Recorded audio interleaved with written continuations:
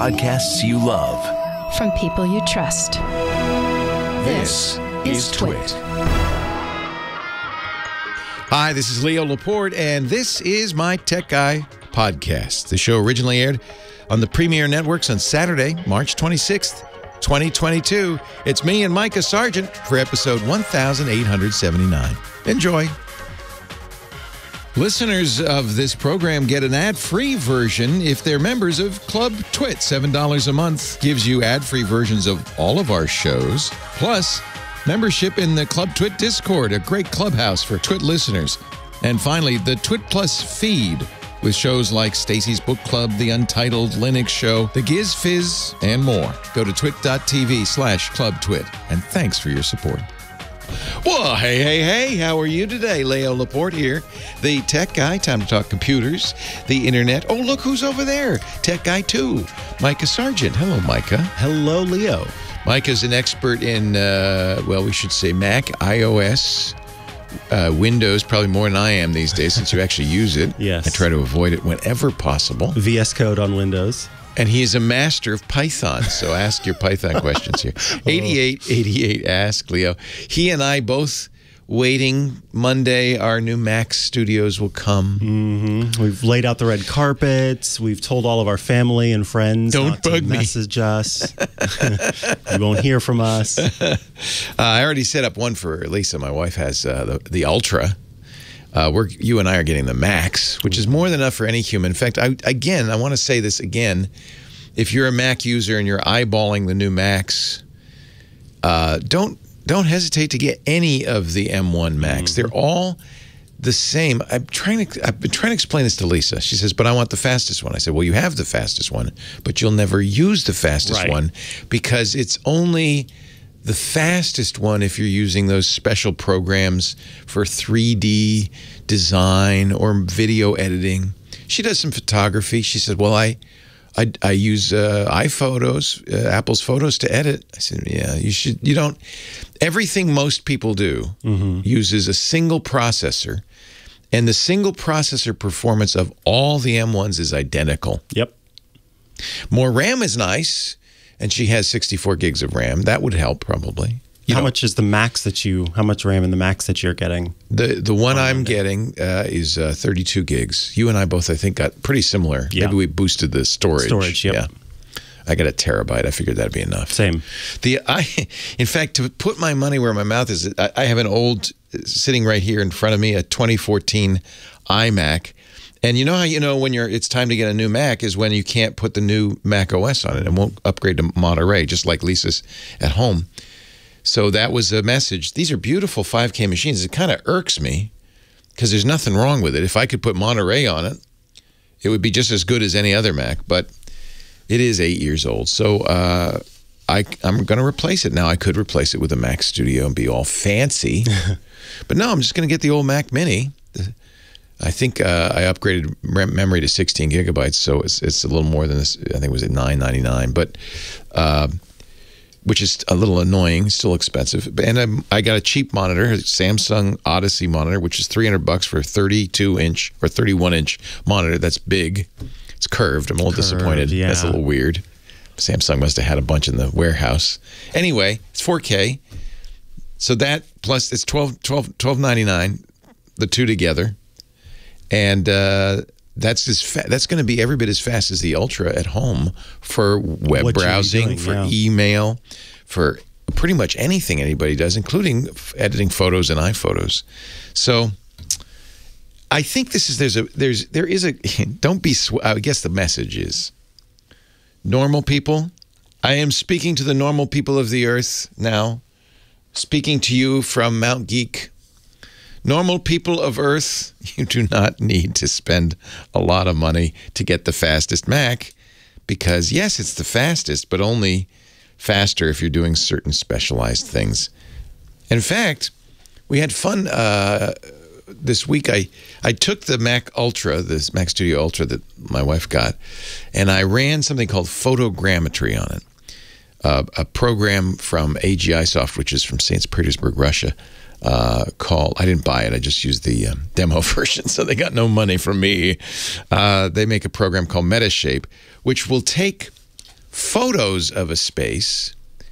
I could take, for instance, a bunch of photos of every corner of this studio, takes the photos, mushes them together, matches points all the way around, kind of like, you might do if you're stacking photos for HDR or something, matches all the points, and then turns it into a 3D model that you can rotate, you can make a mesh, you could do a 3D printout of it.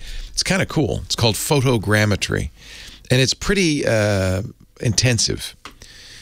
I'll give you an example. Our friend Alex Lindsay, who gave me the project, said when he ran it on his 16-inch MacBook Pro with the Intel i9 MacBook Pro, it ran for 3 days and then crashed.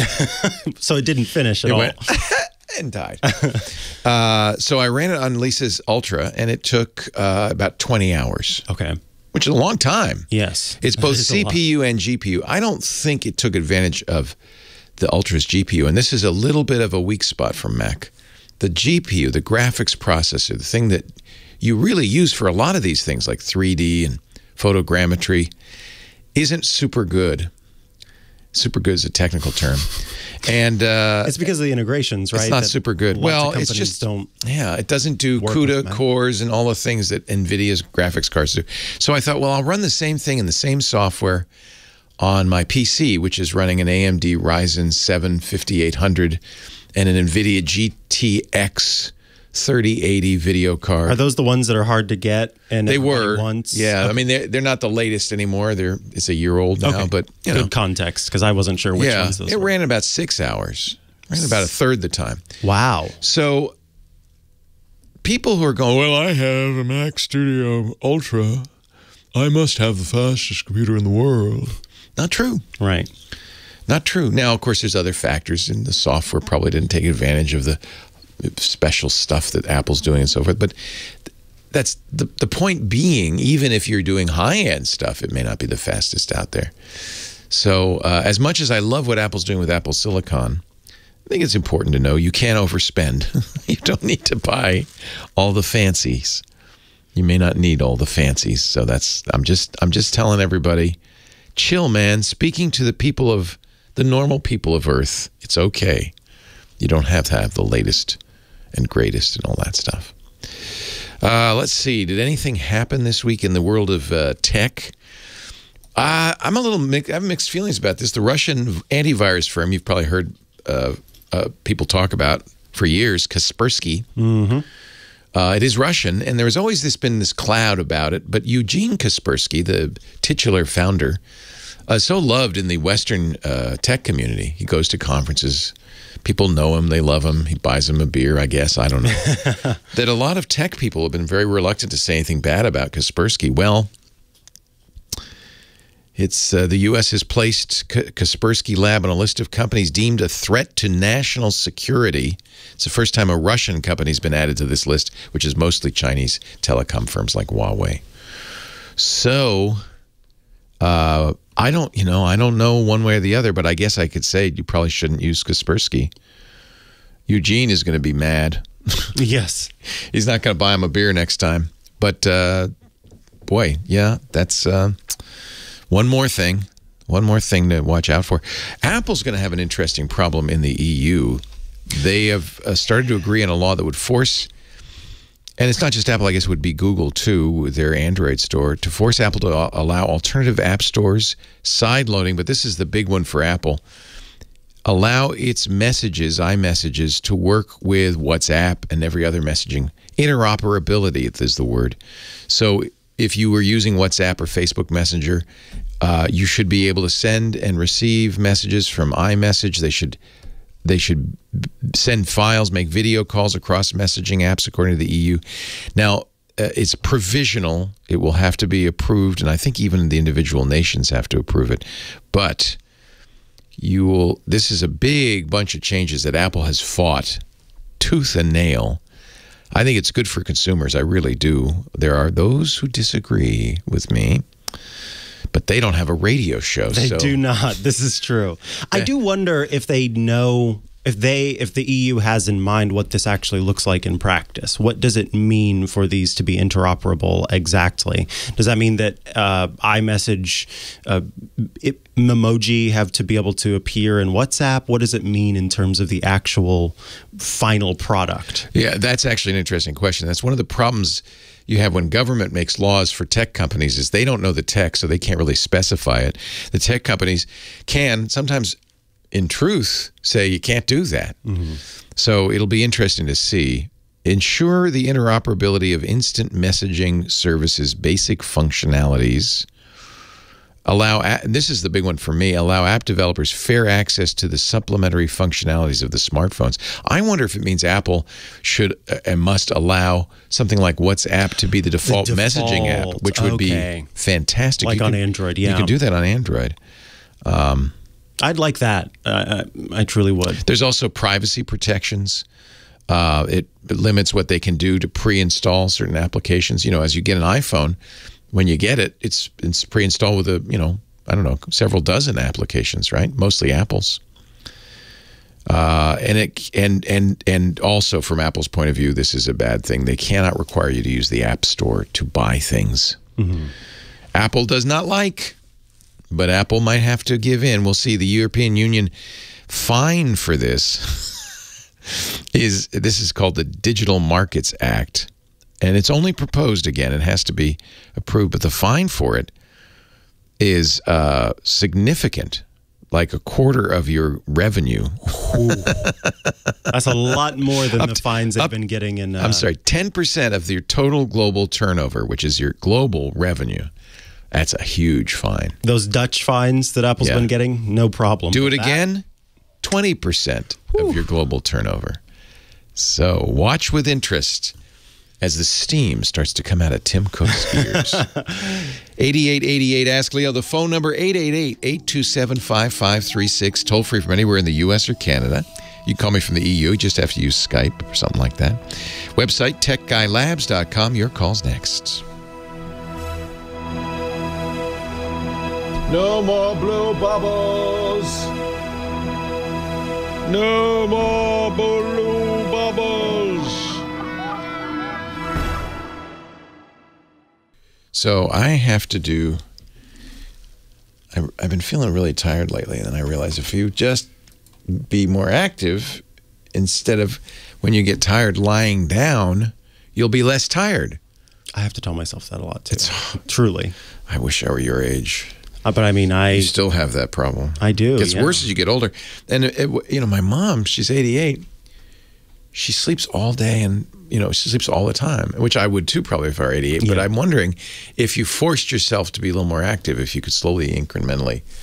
So, I mean, because that's, at least speaking evolutionarily, and the way that our bodies used to hibernate in the winter, and that would help us be able to survive the winter by burning fewer calories and all that kind of stuff.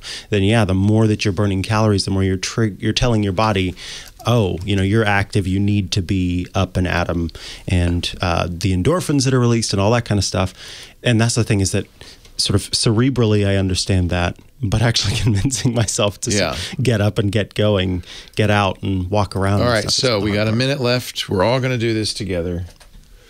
Right now, everybody, this is our 1 minute. Okay, push-ups. Now, leg ups, mountain climbers, 10 of those. I could do that. That's better music. Whoa, weird jumping jacks. Whoa, up, up. Like low impact jumping jacks. Yeah, that's what it is. Nice.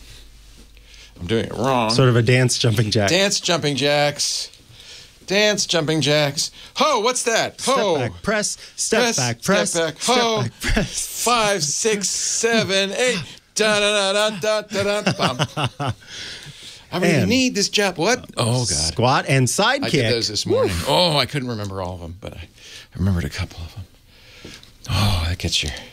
This is my kind of exercising. Yeah. Yeah.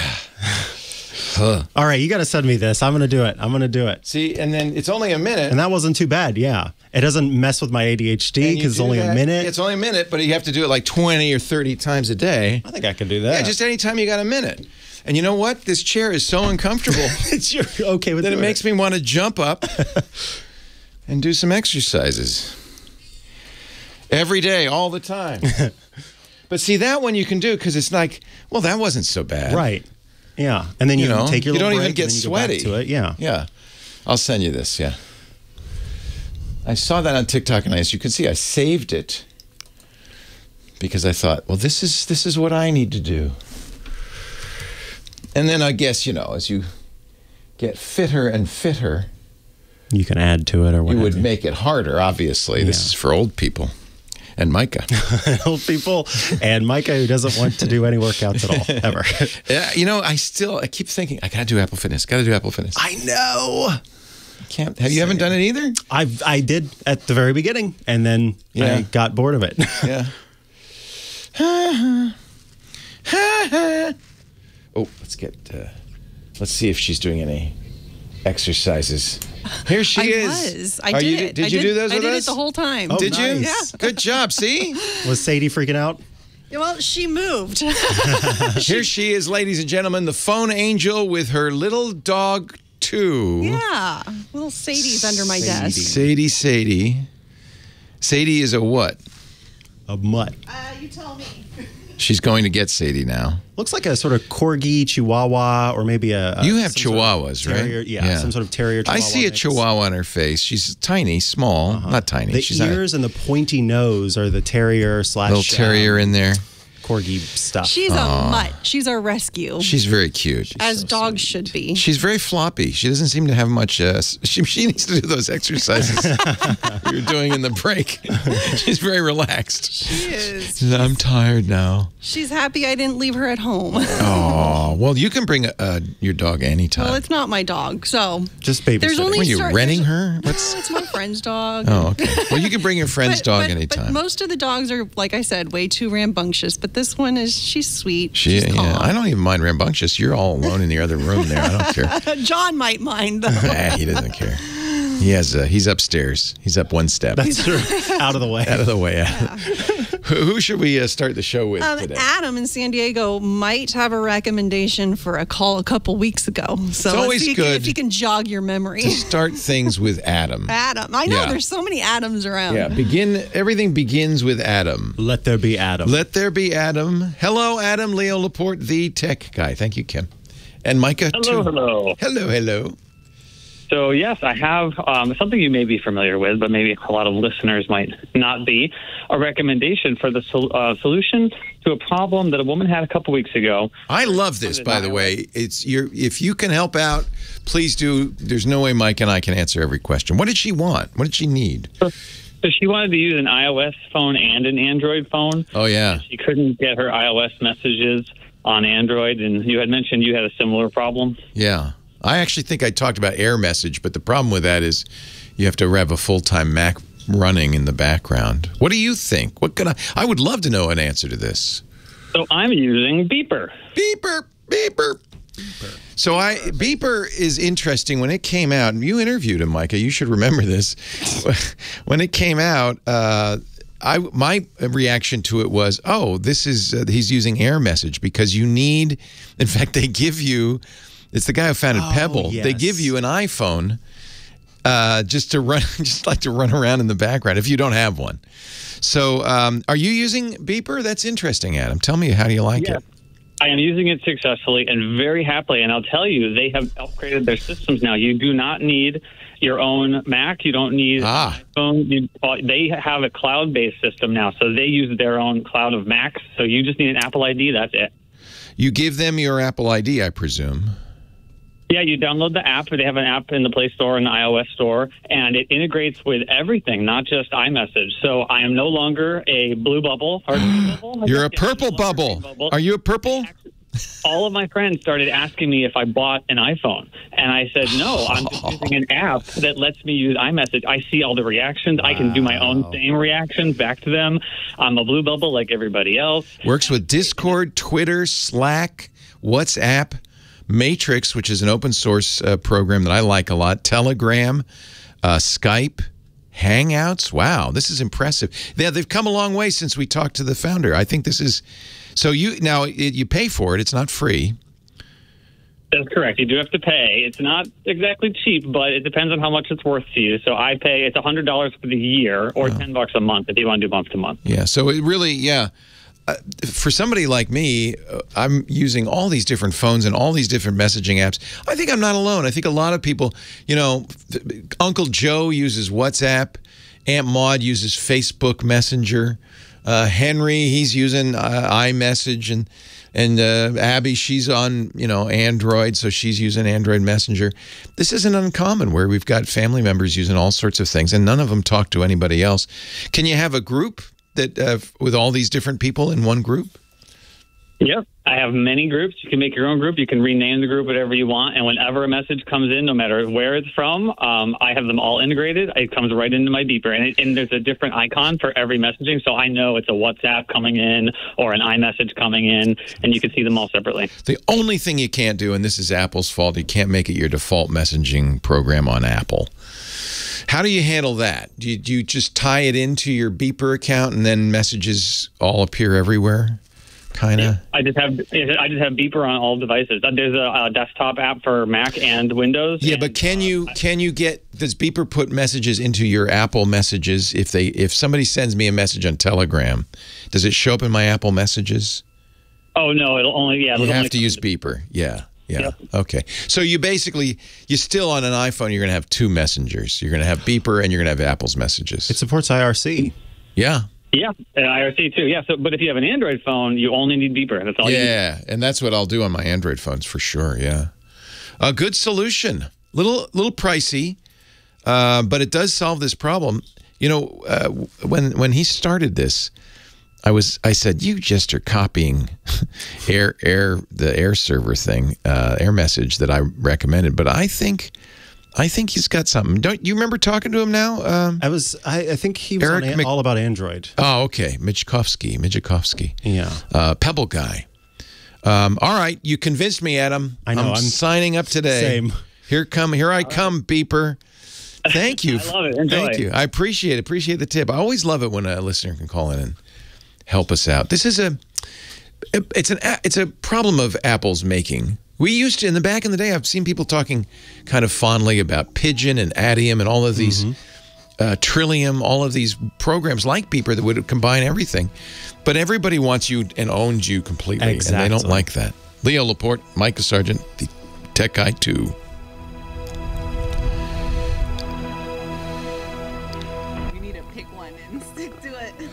Well, but if your family doesn't. Yeah, I can't get everybody to do it. And the real problem is all Apple's fault, because the real problem is you have Android and iOS users, and that's really the real problem. Let's get Scott. Do you have Android users in your family?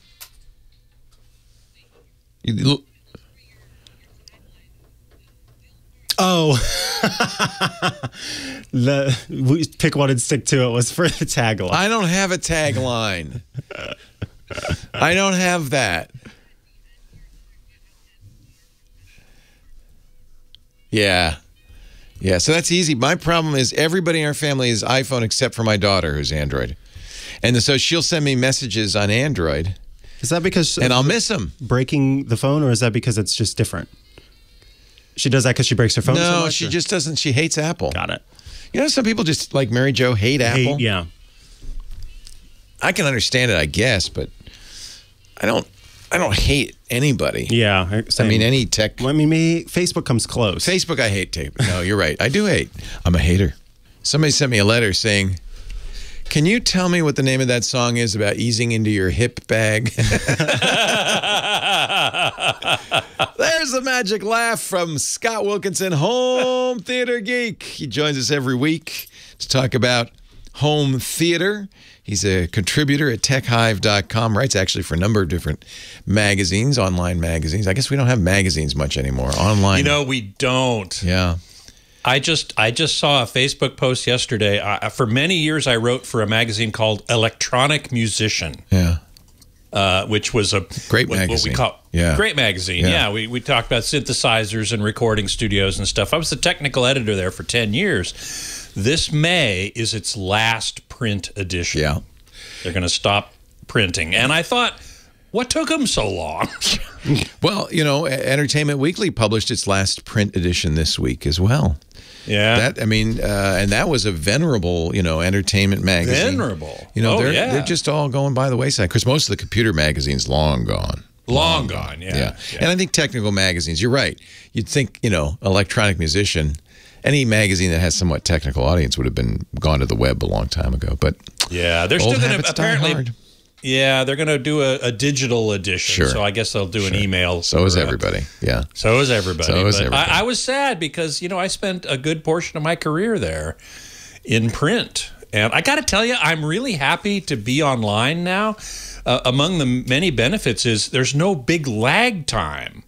You know, for a print magazine, you write something and then it comes out 3 months later. When I first started, of course, in the very early days of technology, I was writing for magazines. And you'd get pre-release stuff. Yeah. And they try, because there was, in many cases, 3-month lead. So for monthlies anyway. So you get pre-release stuff and you'd have to sign a non-disclosure agreement and say, I won't tell anybody. And I remember when the iPhone came out in 2007, they sent out just 3 or 4 to the big publications, to Walt Mossberg at the Wall Street Journal, to Ed Baig of USA Today, Stephen Levy of Wired Magazine. I think those are the 3. Maybe there was one more. Were the only people who got iPhones, and they got them very early because of lead time.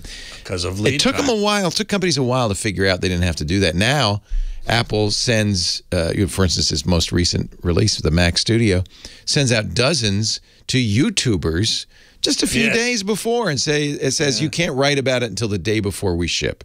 So all the reviews came out on Thursday. It's very interesting. Yeah. Yep, it really is. So what do you want to talk about today? Well, I got an interesting email about earbuds.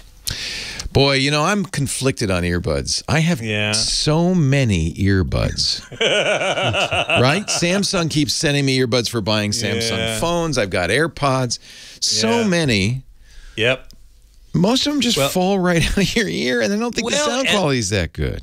Well, it can be. Now, Mark Hoffman wrote me and said he wanted reasonably priced Bluetooth earbuds, so true wireless, and main concern is getting a good fit. So that's kind of what I wanted to talk about today. Yes, because if they don't fit snugly, you won't get good bass. You won't get good bass. The whole sound will be kind of what I call tizzy, kind of fizzy, kind of zzz. Yeah, exactly.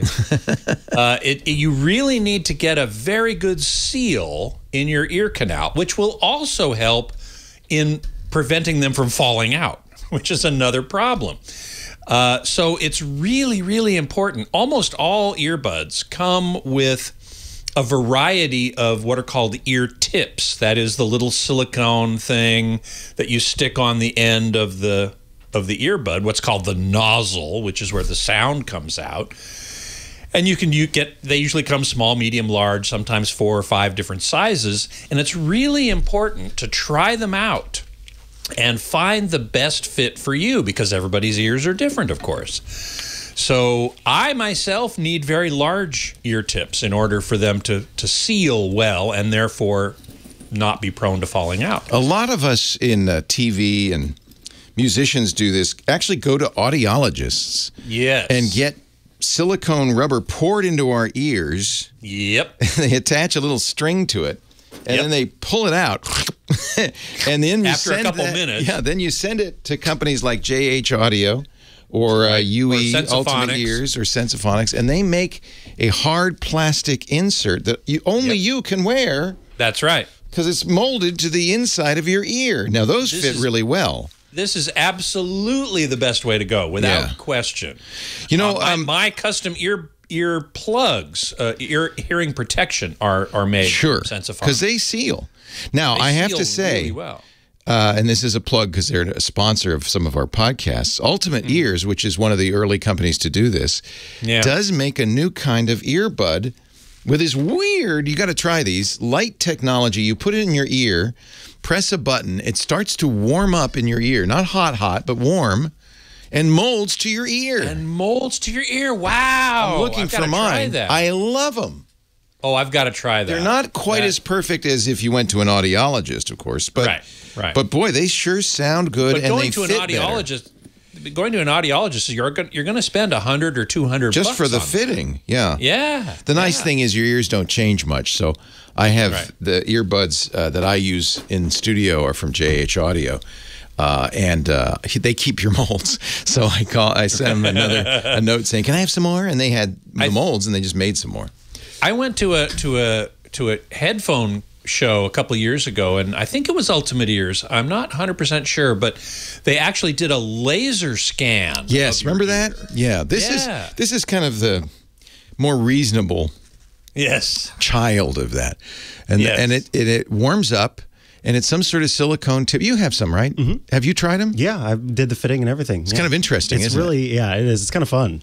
How do you feel like the fit is? So what was cool is that the ones that I had, one of my ears, it just did not fit well. Luckily, within the app, they have this thing where you go through this little test afterward, and then they put me in touch with the people at UE, and they sent me smaller ones. Yeah, because you have little ears. My ears are not little, but my ear canals are little. The canals are, and this is what's really critical. Even more important, sometimes some people have different sized on the right and the left. Yep. So you might use a large on the left and a medium on the right, or something like that.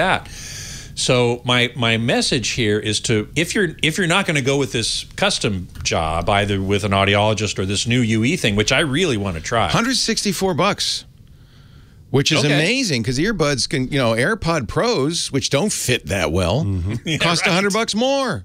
Yeah. So again, they're a sponsor. So these UEs are with the earbud itself, with the they're called UE Fits.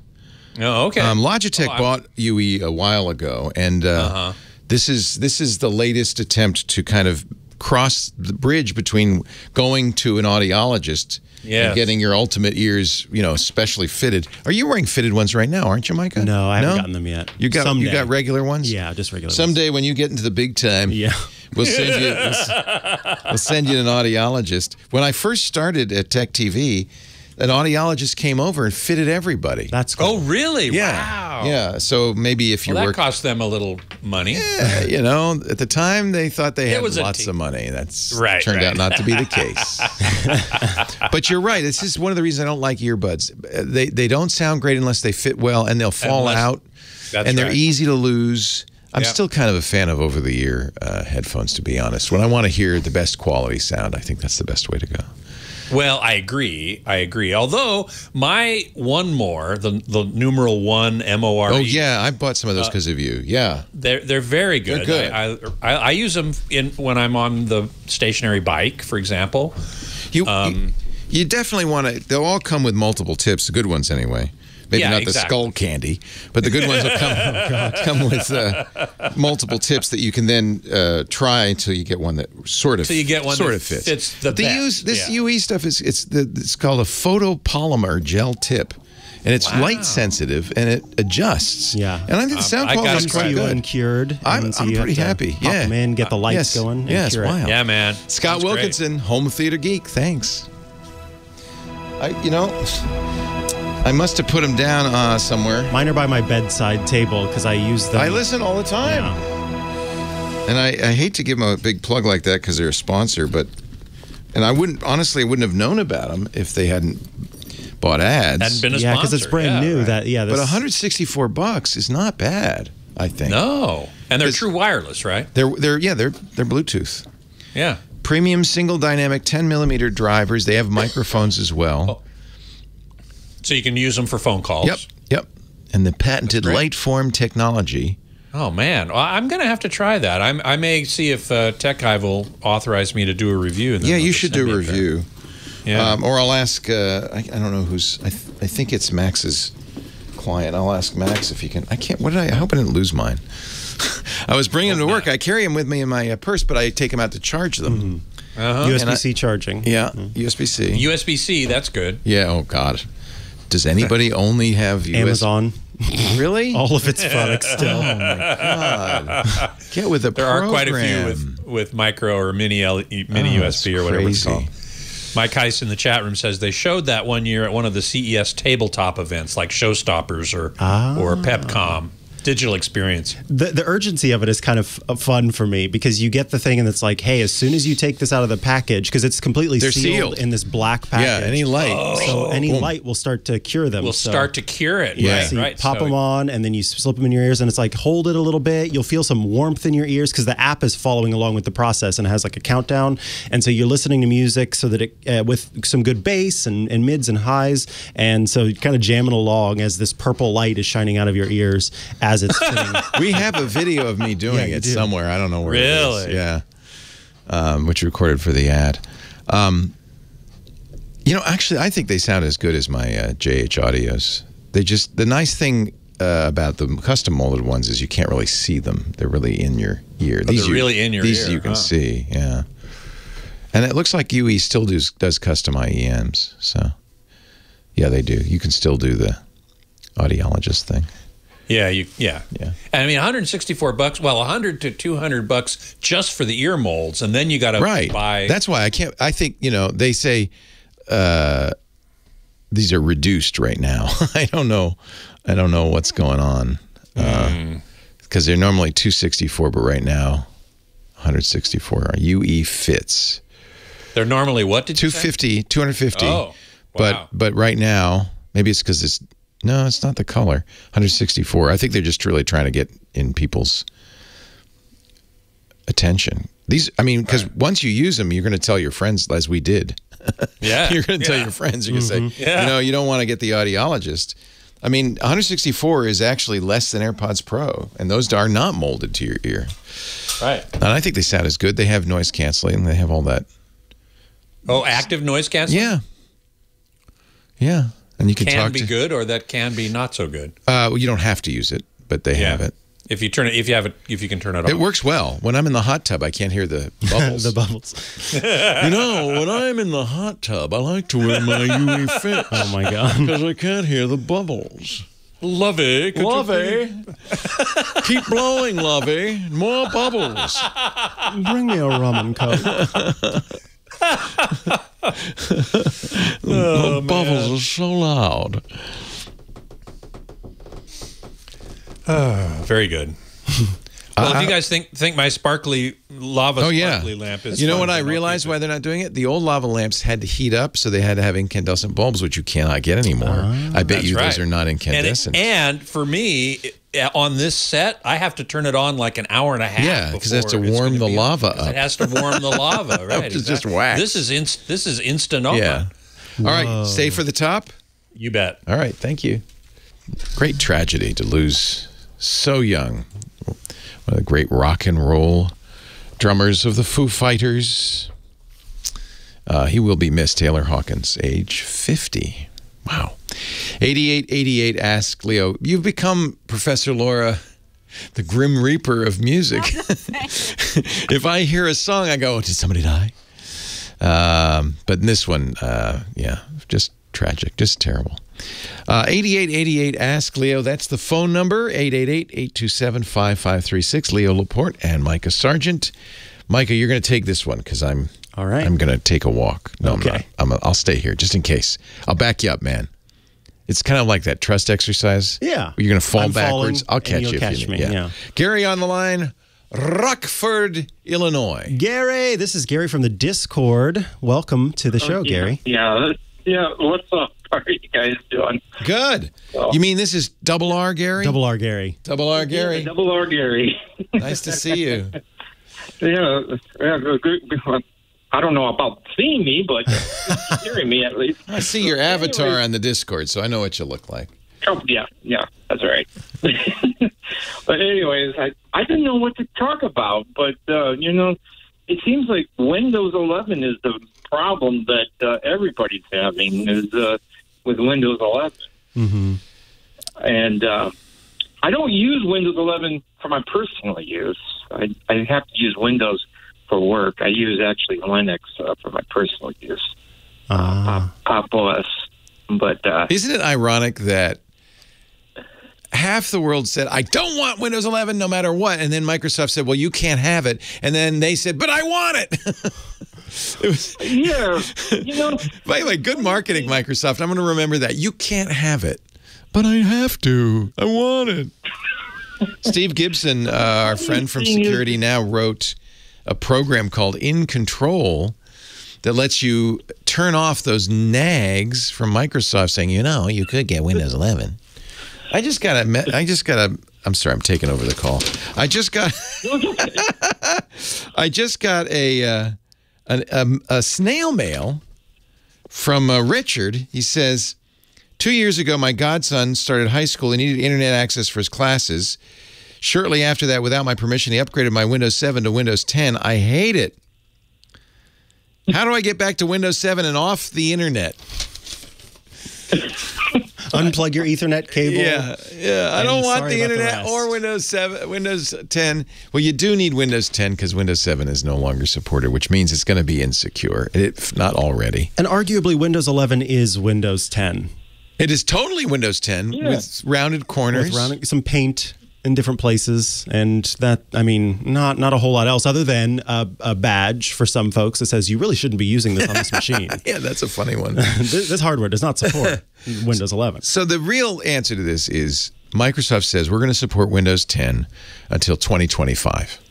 So you don't have to give up Windows 10. If the nags are annoying you, there are probably ways to turn that off, but the easy thing is go to grc.com. It's free, InControl. It's just really all it is a registry entry that says, don't bug me, I don't want Windows 11, and you can stick with Windows 10. If you have the hardware, upgrade. There's nothing wrong with upgrading to Windows 11. You do get 2 weeks that you can roll back, although I would make a backup before you install it just in case, because sometimes the rollback is not great. And did you put Windows 11 on Blue Velvet? Yes, Elvis? on Elvis, I did. And what do you think? I'm fine with it. Looks good. It's fine. I prefer it. I put it on my machine at home, my gaming machine at home. It's got a centered menu. I like that because it reminds me of Mac OS in that way. Yeah, and you can make it look a lot more like Windows 10 by there's a setting to make the menu on the left. One of the things I don't like that Microsoft is testing out is changing how search works so that you get search. Basically, you get stuff from the internet if you're searching your disk. There's ads in Explorer. I think that's coming soon. There's already ads in other stuff. It's hard to get rid of that. But this is how Microsoft's headed. All of that's coming to Windows 10 anyway. Mm-hmm.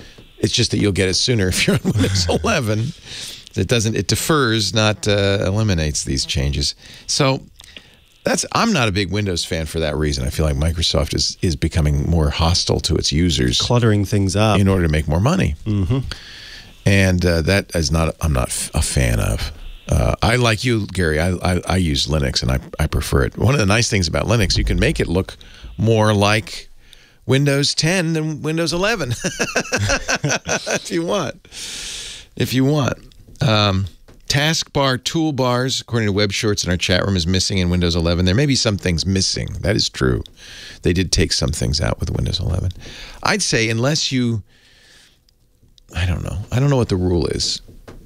There's nothing wrong with going to Windows 11. If you did use some of those features that are gone, then you might not be happy. But you don't have to go until 2025. So stay with 10 if you don't have a reason to go to 11. How about that? Is that the rule? I feel like that's a good rule. Stick with 10 if you don't need to upgrade to 11. Or if you don't want to upgrade to 11. Right. I like new things. I am a seeker. I will go and look at app updates and read through them and see the new fun features I can have. That's why I upgraded to Windows 11 before it was officially out and was in the preview track or whatever they call it these days. And wanted to try all the new stuff just because I like to have that new experience. The change is fun for me on a machine that is not my daily driver. But I understand for folks where it is their daily driver. Thanks, Gary, with 2 R's. Nice to talk to you. See you in the Discord. Karen on the line from Nainai. Oh, that's New York, New York. Hi, Karen. Hi, Leo, and hi, Micah. Hi, Karen. Nice to talk to you. So this is the story. I'm going to be making a permanent move overseas to Israel, and I need to have an American phone number where I could make and receive calls and make and receive text messages. And I have an iPhone. Mm-hmm. So probably what you want to do when you get to Israel is get an Israeli phone company, a cell company, which will give you an Israeli number, and you'll put that in your iPhone. Your iPhone can do dual SIM, but I don't think that's the thing to do. There are a number of companies that will let you choose your area code and have an American number if you want. Right. I think that's what I need. So then what you do is you have your Israeli phone number, you have your Israeli phone, but you run an app that has a number that people can call. I'm going to have to do some research, though, because not all of them will let you, if you're in Israel, have American phone numbers. That was my concern, because a lot of people immediately said Google Voice, but the concern there is if it knows that your IP is coming from Israel or from somewhere else, if it will let you keep a U.S. phone number to set up with that. Somebody had just mentioned TextPlus in the chat. I'm reading about that now, but I'm seeing SMS and MMS messaging. It says calls as well. Oh, there's calls, yeah. To anyone in the U.S. or Canada. But what you want is you want an area code, you want a New York area code. You want to... Right. Yeah. And from what I was reading, because also I want to be able to get a hold of my banks and, two-factor authentication. And what I was reading is that a lot of banks don't accept VoIP numbers. I guess. Yes, that's right. I've tried to use my Google Voice, for instance. For some banks, they won't do the SMS authentication over a service that they know is not a real phone company. And that is potentially problematic. You should certainly you're going to be telling your bank you're moving to Israel anyway, and ask them what they suggest, because they may have... They don't want to send text messages to an Israeli number either, right? Right. So that's why I need a United States number. Yeah, so they may have a solution for you. Well, if that's the only reason, then maybe just talk to the bank, because they may have a solution for you that's better anyway and more secure. I see another one from Mike B. NESmobile.com, virtual USA number. I'm trying to remember the one I used for a while on my iPad, but I think there are always restrictions about international use. So we're going to do some research. Keep listening, Karen. Watch the chat room or visit the website. We will find some solutions for you. Leo Laporte, the tech guy, with Micah too. Yeah, that's a little tricky. I would start with the bank. Yeah, I agree, because it might just be that you need to switch those two-factor codes over to an app. Yeah. And sort of circumvent that whole process. Yeah. All right, Mr. Scott, Micah and I are going to go get inebriated. And with caffeine. Yes. Encaffeinated. Did I say inebriated? You did. That's because you need to be caffeinated. I need to be caffeinated if I had known. Right. But meanwhile, it's all Scott's show. Scott's shot. Thanks, Leo and Micah. Enjoy your caffeination. Hello, everybody. So nice to see you all. And yeah, somebody asked me about the rotating magnetically levitated Earth in my set, and I don't remember the name of the company. I have the box still. I usually keep boxes for things like that. And it's in my garage, so I'll have it for you next week. And somebody else mentioned the coolest magnetic rotating globe, which I think Leo has on his set, from a company called Mova, M-O-V-A, which they make a variety of them, mostly planets, and it rotates. It has magnetic rotation as well, but this is really cool. It has a solar-powered electromagnet inside, and through the top of it is, I guess it's the top of it doesn't look transparent, but it must be translucent. It lets some light through. And so the light comes in, powers the electromagnet oscillates and interacts with the Earth's magnetic field.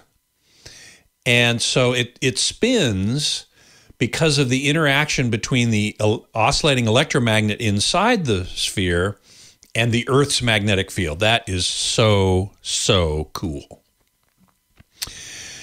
Let's see. TI-83, tell us about your shirt.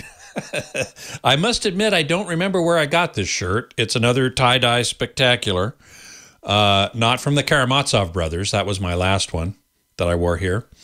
This one is similarly multicolored, but in a spiral, more of a sort of a spiral helical pattern. And yeah, I had meant to ask Leo about the tie-dye maker in Petaluma. Kim might be able to tell me that as well. She apparently knows who that is, and I want to go get some more. Let's see, Mike 326 just got the Sony OLED, the A95 for a great price. Oh, good. How much and what size? It's an incredible picture. I don't doubt it. I don't doubt it. Kind of like the acoustic surface speakers too. Yeah, Sony did a great thing, even with their first generation OLED, which is they basically turned the entire screen into the TV speaker, which works a whole heck of a lot better than most of the speakers on most TVs, which are these thin, tiny, little, puny POS speakers that that really don't sound good at all. But that acoustic surface is a big step up, which in fact, believe it or not, I'm using in my current screening room right now, which isn't hardly a screening room because, as most of you know, I've moved to Santa Cruz. I'm in a rental house, and I don't have a dedicated screening room. So I've got the main TV in the den, and at the moment I'm using the acoustic surface, which is pretty good. Certainly for TV speakers, it's the best I know. But I have a Vizio soundbar coming, and I will be telling you all about it as soon as I get it. And I'm sure that's going to be a whole heck of a lot better. Wong Wei tie-dye, there it is. Kim, thank you very much. I'm gonna look at Wong Wei tie-dye. Oh yeah, I see his pictures. They are more, shall we say, muted or subtle pastels. If I'm looking at the pictures here, they are very beautiful, no question about it. We have to see if he'll do more bold. Of course, you know, he's got a signature look, and that's what he does, and that's fine. But that looks like those look pretty cool. I'm going to have to when I make a trip up to Petaluma to see you guys. Now that I'm within striking distance, I will definitely want to check out Wong Wei. Thanks, Kim. Appreciate it. Beatmaster, did you read about the pixel arrangement for QD OLED that inherently creates issues for some use cases? No, I haven't heard about that. Can you point me to something online that talks about that?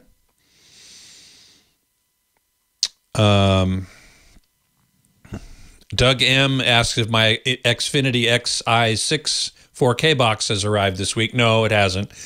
I'd meant to order it last week, and stuff got in the way. But I intend to. So I had meant to. One of the questions I have, I really need to call them and talk to them about this, is I wonder if I need to change the client boxes. I have the main X1 box, and then I have two clients for two other TVs in other rooms. And my question for Xfinity, Doug, you might know, is do I need to change those out at the same time I change out the main X1 box to the Xi6? I'm going to get that, but I need to answer that question before I pull that trigger. Not much native 4K Comcast content, true. But when I tried to watch Apple TV Plus from the Xfinity box before I had unpacked my Roku Ultra, it said, you need to swap your cable box. We'll do that for no extra cost. And so I said, oh, great. Because I want to see 4K UHD from Apple TV Plus as well as other sources.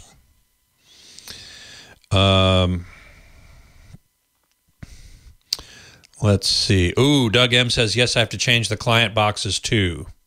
And they are now IP only, Wi-Fi or Ethernet. I thought the ones I have are IP only. Stick says, I've gotten tie-dye from Jake, and I loved it. Even did custom. Oh, well, that's cool. Mike B says, why not go to the Xfinity store and get it? I could do that. There's an Xfinity store very near me. So I could, in fact, do that. Sugar-doo-doo. Let's see here. Oh, Beatmaster, thank you. Problem with Samsung new OLED TV subpixels. That's very interesting. Well, I'll have to read that. I don't want to. I'm not going to read that while I'm sitting here with all you guys. But I will definitely read that, because if that's true, then that's a problem, which I would not have expected. And that would be really sad, because QD OLED is really great. Mike Heiss. Oh, hey, Mike. Good to see you. Have I tried the Roku all of Xfinity in lieu of an STB? No, I haven't. I'm still having STB because I need. I really like linear TV. I'm an old school guy. What can I tell you? We do watch a lot of streaming, but having linear TV is somehow comforting. So, and I got a good deal on the first 2 years of it anyway. So, we'll see.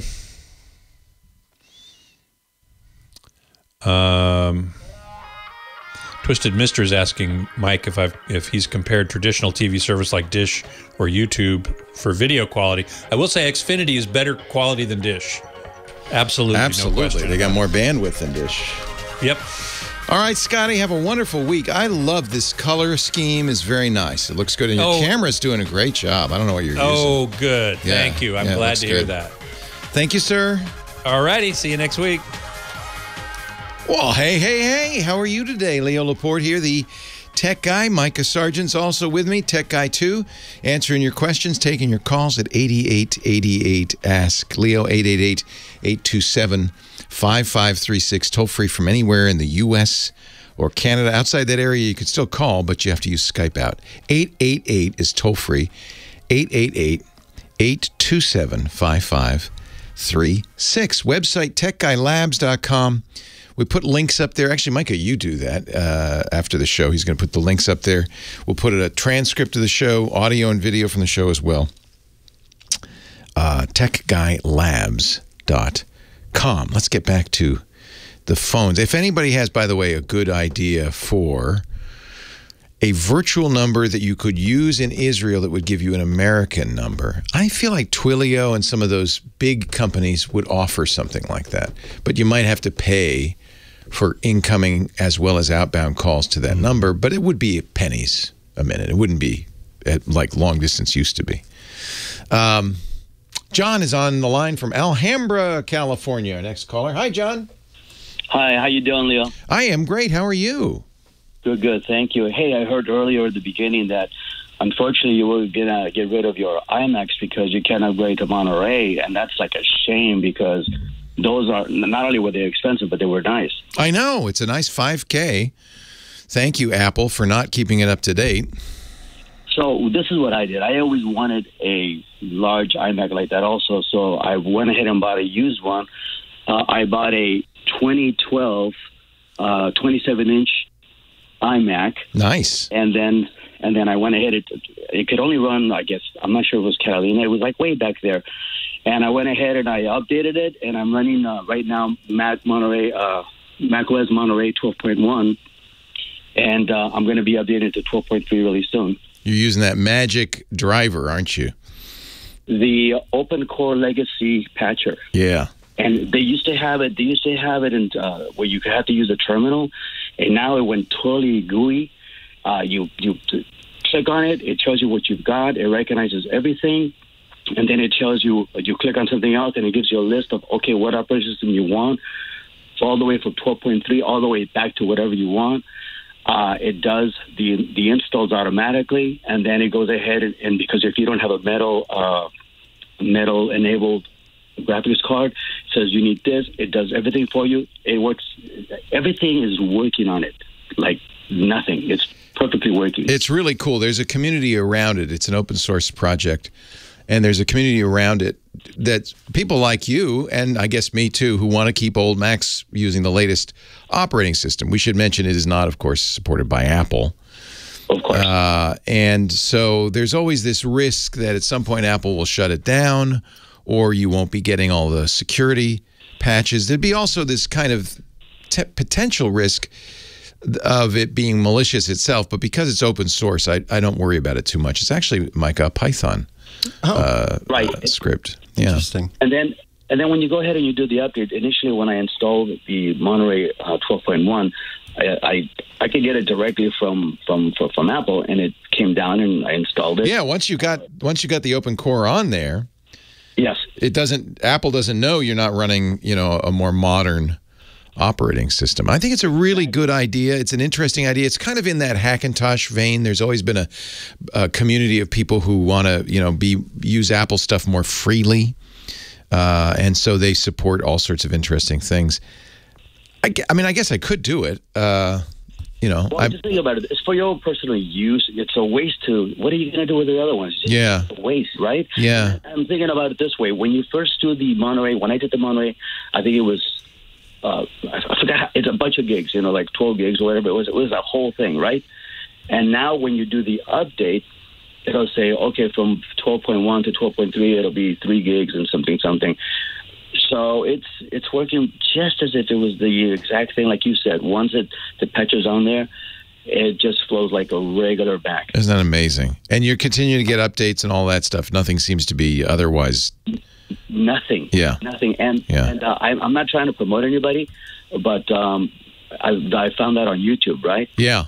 Well, and I've seen, of course, on Reddit too. A lot of people talk about it as a way of getting a more modern operating system on there. I'm always nervous about recommending that on this show because I don't want to get normal people I get it. in a bad situation. But if you feel comfortable doing it, I think it's a good idea. I think it's macresearch.org if you want to know more about it.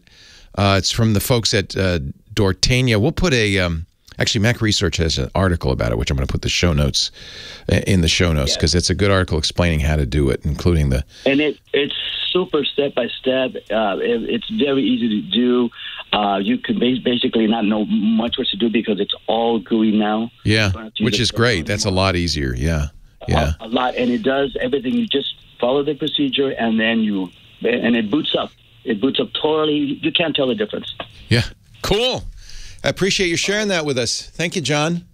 Enjoy. Yeah, you too. Yeah, I'm aware of it. I just always nervous about recommending that kind of thing to normal people. Yeah, even if you say, it's open source, I think about what if a bunch of people got together who were working on this open source project and said, you know what, let's do something nefarious with this. Just because it's open source doesn't necessarily mean that all the code is going to get caught that's doing nefarious. I have trouble trusting any of that stuff. I would never want to log in on my bank on it. I would be constantly worried that there was something in there that's not good.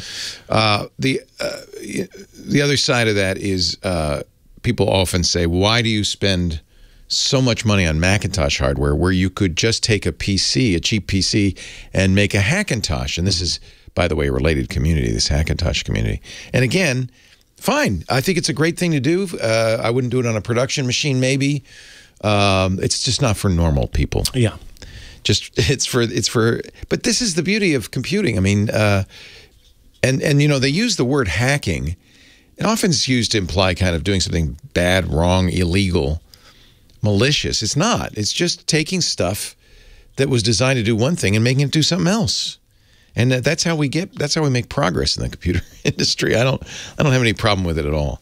I'm reluctant to recommend it. That's all. But if it's good for you to know about it. We'll put links to Dortania or Dortania, the people who put this together, and an article on how to do it and all that stuff. And again, just, buyer beware. Buyer beware. By the way, Dortania is not affiliated with Frito-Lay or PepsiCo.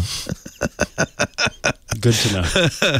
All product names, trademarks, and registered trademarks are property of their respective owners. I think they say that because it sounds a little bit like Doritos. I don't know. Dortania. I think it sounds more like D'Artagnan. They're the folks that do Hackintoshes, their OpenCore is what makes it possible to install Monterey on other devices. I am more comfortable trusting Apple. Somebody in the chat room says, well, you're just more comfortable trusting Apple. Yeah. I am. I don't find anything wrong with that. Yeah, that's right. I've got siblings who like to hack their iPhones and jailbreak their iPhones. I don't recommend that either. Not going to do that either. No. We're just, you know what? Just think of us as corporate shells. We're just in the back pockets of the big tech. My Windows machine, I wouldn't run some third-party thing either. No. So I'm more comfortable trusting Microsoft than some third-party thing as well. Our security guy, Steve Gibson's always talking about these little patches from this company that says, well, Microsoft didn't fix it, so we're going to make a little patch.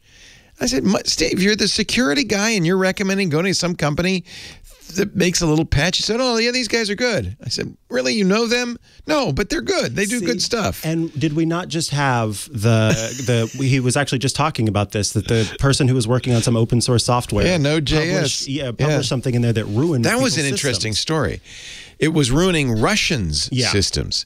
So this is a very popular open source tool called Node.js, which is used in many, many, many websites. One of the contributors, one of the mainstay guys, modified his little library to look to see if you had a Russian internet address, and if you did, it erased your data. And replaced it with a heart emoji. I'm not a fan of the Russian war in Ukraine. No, of course not. But that's maybe going a little too far. Especially, as was pointed out, a lot of the times the folks using these packages are trying to actively work against the Russian government. It's going a little too far. Now, if it had Putin's IP address, that's another matter entirely. Exactly. 8888, ask Leo. That's the phone number. Leo Laporte, Micah Sargent, taking your calls and answering your questions. And I'll leave it at that. Patching your files. Stay right here.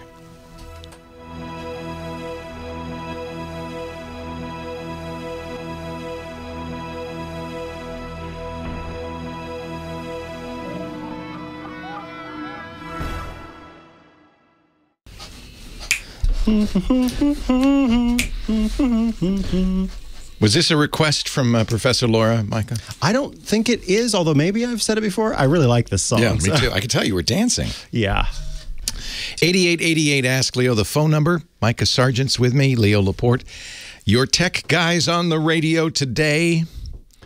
Somebody in the chat room mentioned Asahi Linux. I should mention that. That is a, Apple, when it came out with its own processors, made it very hard to run Linux, impossible, shall we say, to run Linux on a Mac. It's always been a little tricky because Apple has its own hardware, doesn't make drivers for any other operating system, so it takes a lot of effort on the part of the enthusiast community.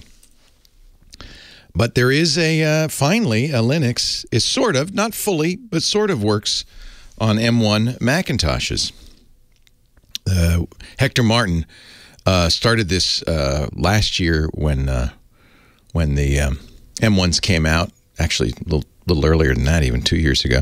And he's got his first release is out now. Came out a few days ago.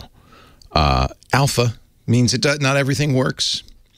Some things don't work well at all. I think you're never going to have it work quite as well as Mac OS, which is designed for the hardware. But if you're, I have to admit, as a Linux user, a lot of us are looking, and I think Windows users might feel the same way, looking at this Apple M1 chip saying, boy, we would like something like that. Could we have something like that? Intel? Somebody? AMD? A little something like that? Just a little taste? Just a little taste? They're working on it, I'm sure. Eric's on the line from Bakersfield, California, our next caller. Hi, Eric. Hey, Leo, how's it going? It's going great. How are you? With one exception, I'm okay. With that exception, I'm not. And I bet you that exception is why you're calling me. Nah, I wouldn't do that. It's definitely ungood, and I've had a very upset stomach for 2 weeks as a result of it. So. Oh, no. What's going on? Well, I was trying some try before you buy software, and it turns out that one of them must have been malware because the master password for my and my girlfriend's LastPass vault got stolen. Oh, no. Locked up. Now, I'm a free user, and I thought, our website's going to help you. So I thought I'd be cheap, which is stupid, and said, okay. Well, their website isn't helping, and what's happening is for my girlfriend's case, it'll send the email to her with a link, and it says, to the page that says, click here to start your recovery. And that takes you to a page that says, please, to begin with, put your email in. So it goes in circles. In my case, the person added a new mobile phone number to my phone, which means that, like idiots, they don't send the code to the email that cannot be changed. They send it to the mobile phone. Yeah. And if nothing else, I'm here to plead with them to please stop that and always send it to the email. And if you want, send it to the mobile phone. Send it to both. I don't know what I can Send do. it to both, yeah. Although the bad guy could have changed. I guess the email, it's harder to change, right? No, you can't, because that's what your account's Yeah, that's your account name, yeah. Holy cow. If they would upgrade me, send me a link to reset, and I would upgrade. And I guarantee you after this, I'll, pay for the annual subscription. Yeah. But they don't basically respond to that at all. So, first of all, let me explain why this is disaster. LastPass is your password vault. That's where you store passwords to everything else. If somebody gets access to that, then they have access to everything. Do you know what the malware was? Because that's a terrible thing. It was several different programs I tried to search your computer, because the Windows Find thing is terrible, and I wanted something that would search a bit better. I have 4 or 5 of them I tried, and I haven't had the nerve to temporarily reinstall them to find the name. Okay, so we don't know which one, but that's important. The other thing is, of course, and you didn't do this, but just for future reference, always use second-factor authentication. And don't do it through LastPass. They offer an authenticator, but do it through Google Authenticator or Microsoft Authenticator, my favorite, Authy from Twilio. Use a third-party authenticator, because then even if the people get your master password, they don't have that 30-second one-time password. It changes every 30 seconds to get in. So had you had a two-factor on there, that would have protected you as well. Just for future reference, we know that. Oh, yeah. Yeah. I won't be forgetting that. Yeah. I'm so nervous. I don't use LastPass anymore. They were a sponsor for years, but and I used them for maybe a dozen years when they first came out. But they were I don't know if you know this, they were sold to Log Me In. Then Log Me In has now spun them off again. So I think in the transition, it's possible. I know a number of the people who I knew that worked there are gone. It's possible that they've maybe lost their way, or just maybe they're in the middle of a transition and can't do the support they need to.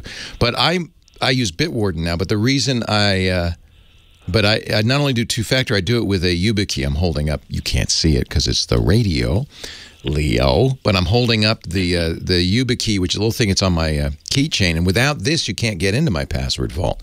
And that makes it even more difficult for a bad guy to steal your passwords. That's there's two things you absolutely need to lock down with every ounce of every fiber of your being. One is your password vault, the other is your email. Because if somebody gets those, if they got into your email, then they can get the reset messages and all that stuff. So it's really important you lock those two down. I'm not here to lecture you. That's not what I'm here for. I've listened to you since 2004, so I'm definitely familiar with what you're supposed to do and didn't quite do it right. Yeah. It's okay. I'm not lecturing you. I'm sympathetic. That's terrible.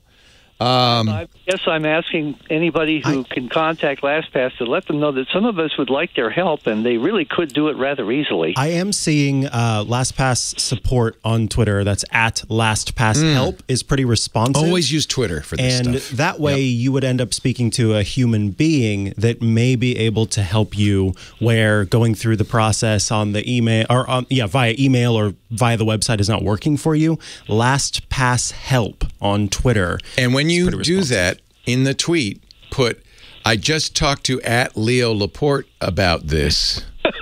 Sincerely. On the radio in front of a million other people, so you might want to help me. Because it's funny, because honestly, I don't know if Twitter is really the place that a company's reputation can be besmirched. It's such a cesspool as it is. But I would think getting a mention on a radio show that millions of people are listening to would be worse. But frankly, every company in the world treats Twitter as like the one place you don't want bad PR. So give them some bad PR there. They will respond, I promise you. That's great advice. I hope so. And I hope so, too. I want to thank you for well over a decade of great listening and Twit and all the good stuff there. I've really enjoyed it. Thank you, Eric. Let me know how it works out, because that's a bad situation. Oh, yeah. Thank you. Good luck. Leo Laporte, Micah Sargent, your tech guys. It's got to be my worst nightmare. You love it. Grimes says she hacked. Who was it she said she hacked? Oh. Hey, Johnny Jet. Hey, how are you guys? Hello. We are great. How are you? Oh, what's that behind you? I have to read you this. That metal thing with a map on it. Oh, this is a cart. Oh, cool. It's a airline. Like an airline cart? Oh, yeah. That's food neat. Cart. It's a food cart from the airplane, but it has the maps on it. You can design it any way you want, and they sent it to me. That's fun. So I love it. Actually, let me find their website. I'm spacing on the name. I got a letter from Kenneth in the Lompoc jail. Back on February 12th, you were talking to Johnny Jet about traveling someplace, and you said something like we should be able to travel more because masks work and vaccines work. Well, Leo, not sure how to break this to you, but masks and vaccines do not prevent a person from catching or spreading the virus. The vaccine, if taken early enough, might prevent you from getting as sick and keep you out of the hospital, but you could still catch and spread the virus. Yes, that's true. The masks, as far as the virus goes, are nothing more than face decorations. They do absolutely nothing to the virus. The virus particles pass right through them. Signed, Kenneth, Lompoc Prison. Next time he goes to get an operation, make sure that the surgeon doesn't make sure the surgeon doesn't wear a mask, because they go right through surgeons. Yeah, I mean, I get these comments all the time. I know. It's MySkyCart.com. I'm not sure why. MySkyCart.com. Yeah.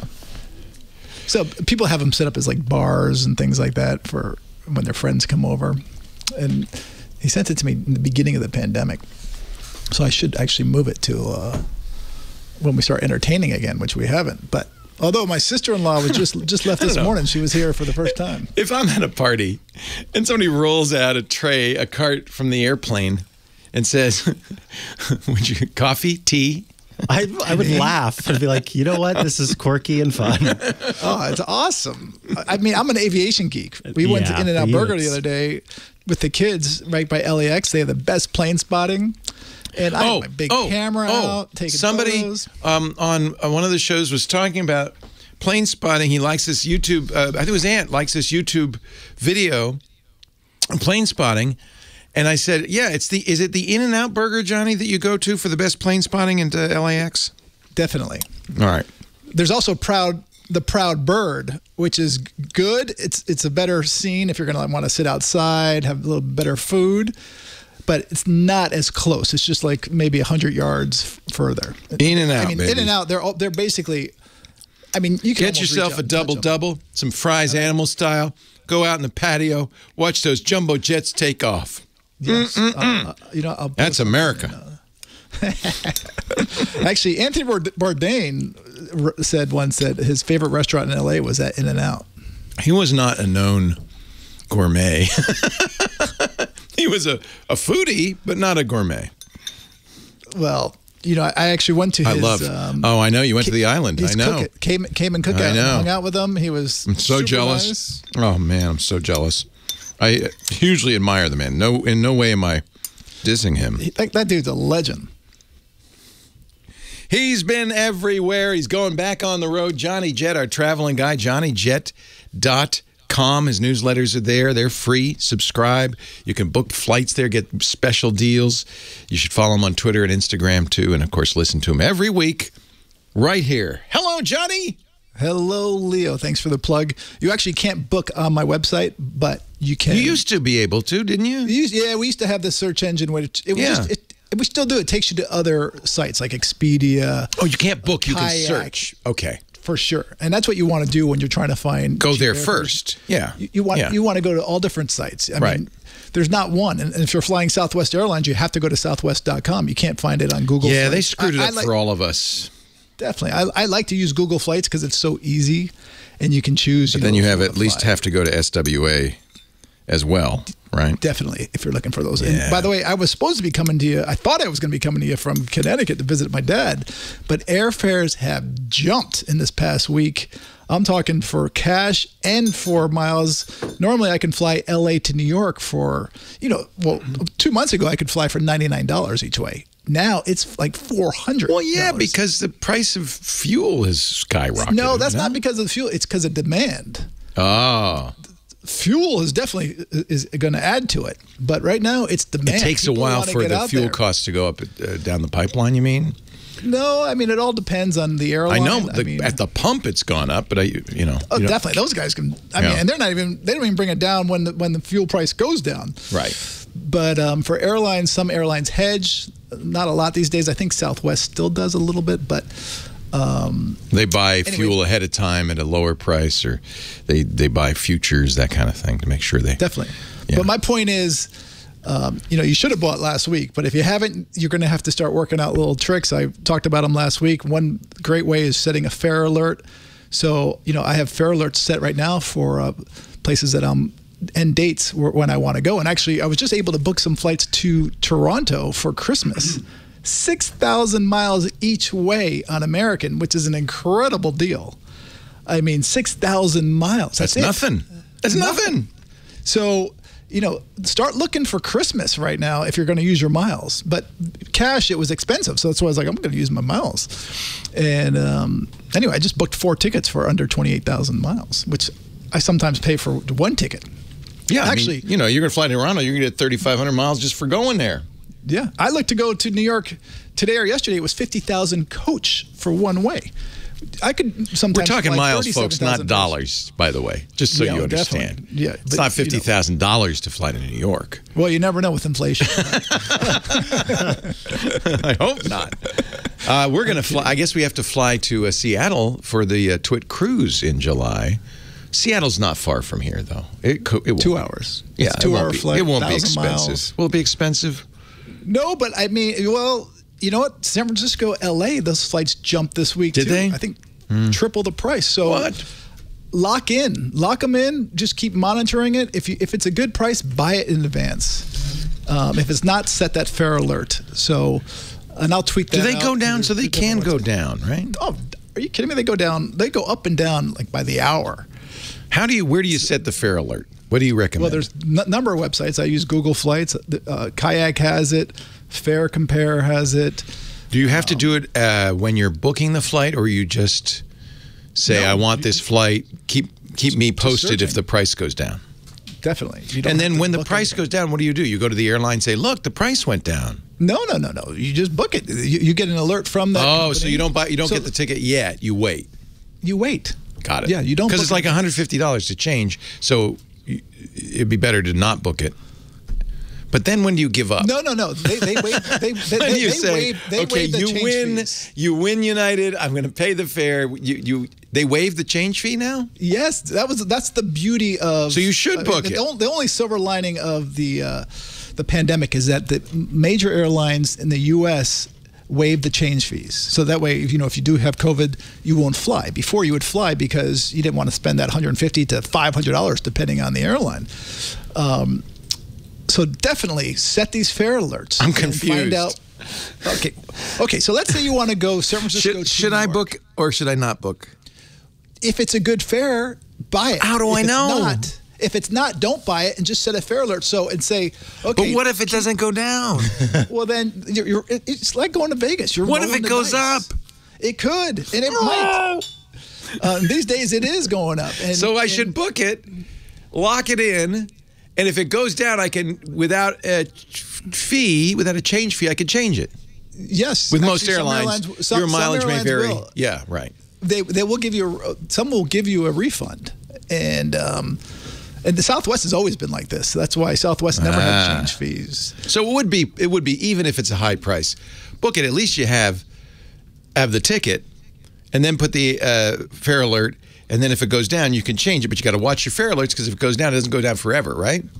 Listen, I set fare alerts for after I book it as well, just because I can get a refund. I'm just going to drive to Seattle. Forget it. I'm just driving. It's fine. I'm going to drive. I don't mean to make it confusing at all. I'm just trying to save people money. And actually, I have a post going viral right now because 2 airlines have canceled flights to Alaska. Actually, oh, that's just what I want to hear. Iceland Air. Yeah. And but the crazy part about it is I have a source that has alerted me, and I wrote about it, and their reservation agents aren't showing it. And my source is not wrong. And so anyway, part of the reason is they can't fly over Russia, right? No, not for Iceland Air. They're not going over Russia. Okay. I do know that like their flights to Asia, they have to reroute, and it's thousands more miles and many more hours. Definitely. I mean, Finnair really took a hit with this. But, United canceled their flights to India because they can't fly over Russia. Yeah. But my point is, actually, I have a couple points. I wrote a post saying, listen, no matter when you're flying, but especially now, make sure you monitor your flights. Make sure that your information in your reservation, your contact information, phone number, and email are correct. And if the airline emails you, read it. So many of my readers email me and say, listen, I got an email, but I thought it was a sales call. That's part of the problem is half of the emails I get from the airlines are. But you still got to read them. Because they could cancel your route, they could change your airports, or the dates, or the flight times, or even your seat assignment. Got to tell my spam filter that because the spam filter goes, well, 9 out of 10 times this is useless, so I'm putting in spam, and then I miss the one that is not useless. But make sure your contact information is correct, and even if it's not, just keep checking your reservation. I go into my reservation, a month before, even a month after I book it, and definitely a few days before.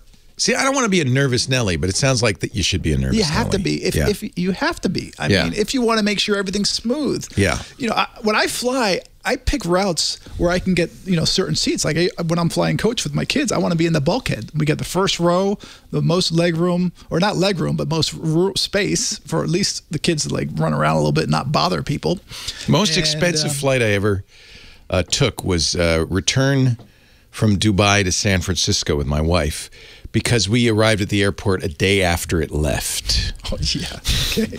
So we had to buy another ticket from Dubai to San Francisco. Ow. Didn't get the money back for the first one either. Ouch. That was an expensive flight. See, if I'd been a little bit more of a nervous Nelly, like, when are we leaving? What day? I would have noticed that we aren't supposed to be here right now. and with time changes, it's a problem. Sometimes these I got confused. Airlines use military time. I got confused. Our travel agent said, I'm going to book you the extra day so you don't have, because it's a late night flight, so you can stay in the hotel. You don't have to book it, check out. You could take a nap and then leave at 9 or 10 for your midnight flight. But I saw that we had a night booked. I thought, we were not leaving. Oh boy, had a nice. I remember. That was no fun. That's all right. No, that's fine. Next time I'm driving to Dubai. I'm just saying, that's all. Good luck on that. JohnnyJet.com, that's the website. Airlines cancel flights to Alaska is the hot viral article. You can read that and so much more. Subscribe to his newsletters, and he joins us every week right here. Thank you, Johnny. Thank you. Next time I'm driving home.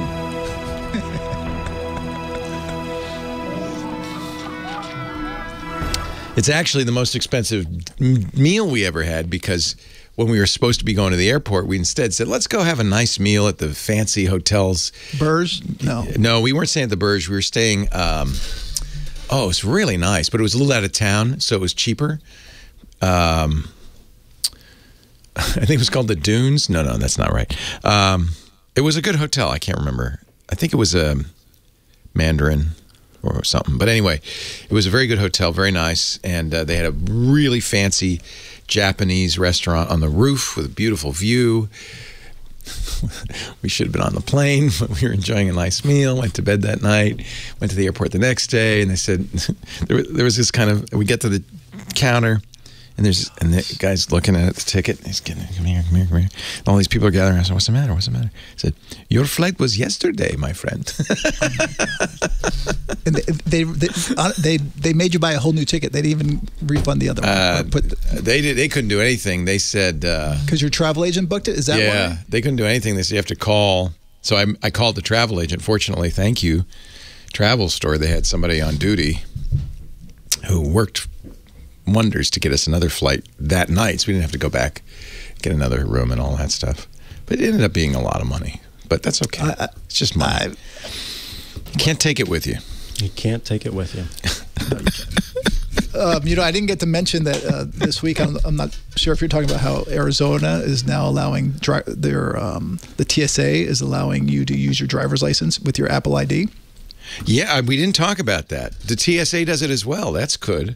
I didn't know about that. Yeah, I knew that Arizona had turned that on. Yeah, and Phoenix Airport. Yeah, but other states are coming in the next. I got, even though I didn't need it, I got a real ID when I had to get my driver's license reissued. So I have many ways of getting on an airplane.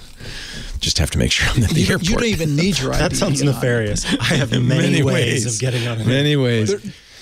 You have a California bear on your driver's license. I do have a real ID. Then you have a real ID. Yeah, I don't. You don't? I just use my passport. I don't. Well, I have a passport real ID, and card I forgot my W-2 form or something. I brought my wife's instead, and I was like, I'm not going to go back. Leo Laporte, the tech guy, and this young cat over here, Micah Sargent. We're taking your calls. 8888 Ask Leo. That's the phone number. 888-827-5536. Cheryl on the line from Los Angeles. Hi, Cheryl. Hi, Micah. It's Leo. Welcome. I was super excited to hear, Leo, that you had a Microsoft expert on the line with you because I have a Microsoft issue. Okay. And I'm blaming it on Microsoft because they're my primary place that I'm doing email and my calendars. Uh-huh. So my issue is this. I have an Apple phone. I have a Gmail account, and I have Office 365. Okay. It's quite a mixed marriage. I don't know. Okay, go ahead. Exactly. And I think that the kids are not playing nicely in the sandbox. So my issue is that first I had my phone hooked up so that I was getting the link between Outlook calendar to my phone calendar. Okay. And then I, like Johnny Jett, loved to travel. So I was going to Ireland with my very good friend. And I said, okay, I'm not going to bring my computer with me. I'm going to go really advanced technology, and I'm going to bring my iPad. Okay. So I decided to also connect my calendar and my email to my iPad. All heck breaks loose. So I literally ended up having to delete the iPad. I have gone back and forth deleting things from my iPhone. I've gone on blogs to try and figure out what to do. I've done, I think it's called an ICS calendar to download my calendar and send it to my Gmail address. I'm just wondering if there's another system, like I think there's a purchasable Microsoft system because I do really like Excel. Is there a purchasable system that might work better between the different softwares? So, Cheryl, we got to go back to, you said all heck broke loose. Can you tell us a little bit more about what the heck was that broke loose? Because that'll help us figure out what's going on here. Yeah, I like literally nothing. After I connected my iPad, nothing was showing up on my iPhone either. Okay, so let me just clarify.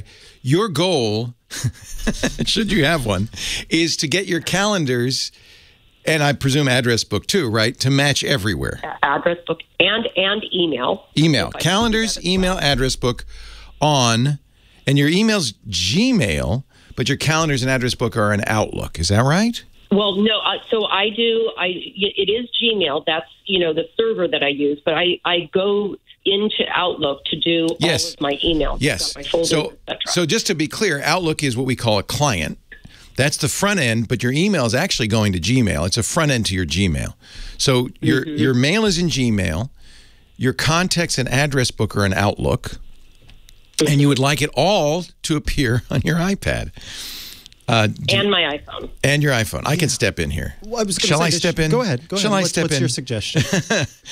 Any of these systems, all three of them have their own calendars, address book, and email, and will synchronize with any of the above. In fact, when you sign in on your iPad, you can choose among accounts to have a Gmail account.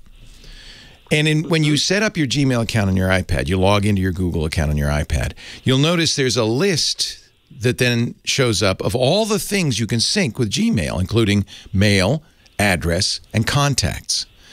If you check that box, then suddenly that becomes the locus for all of that information.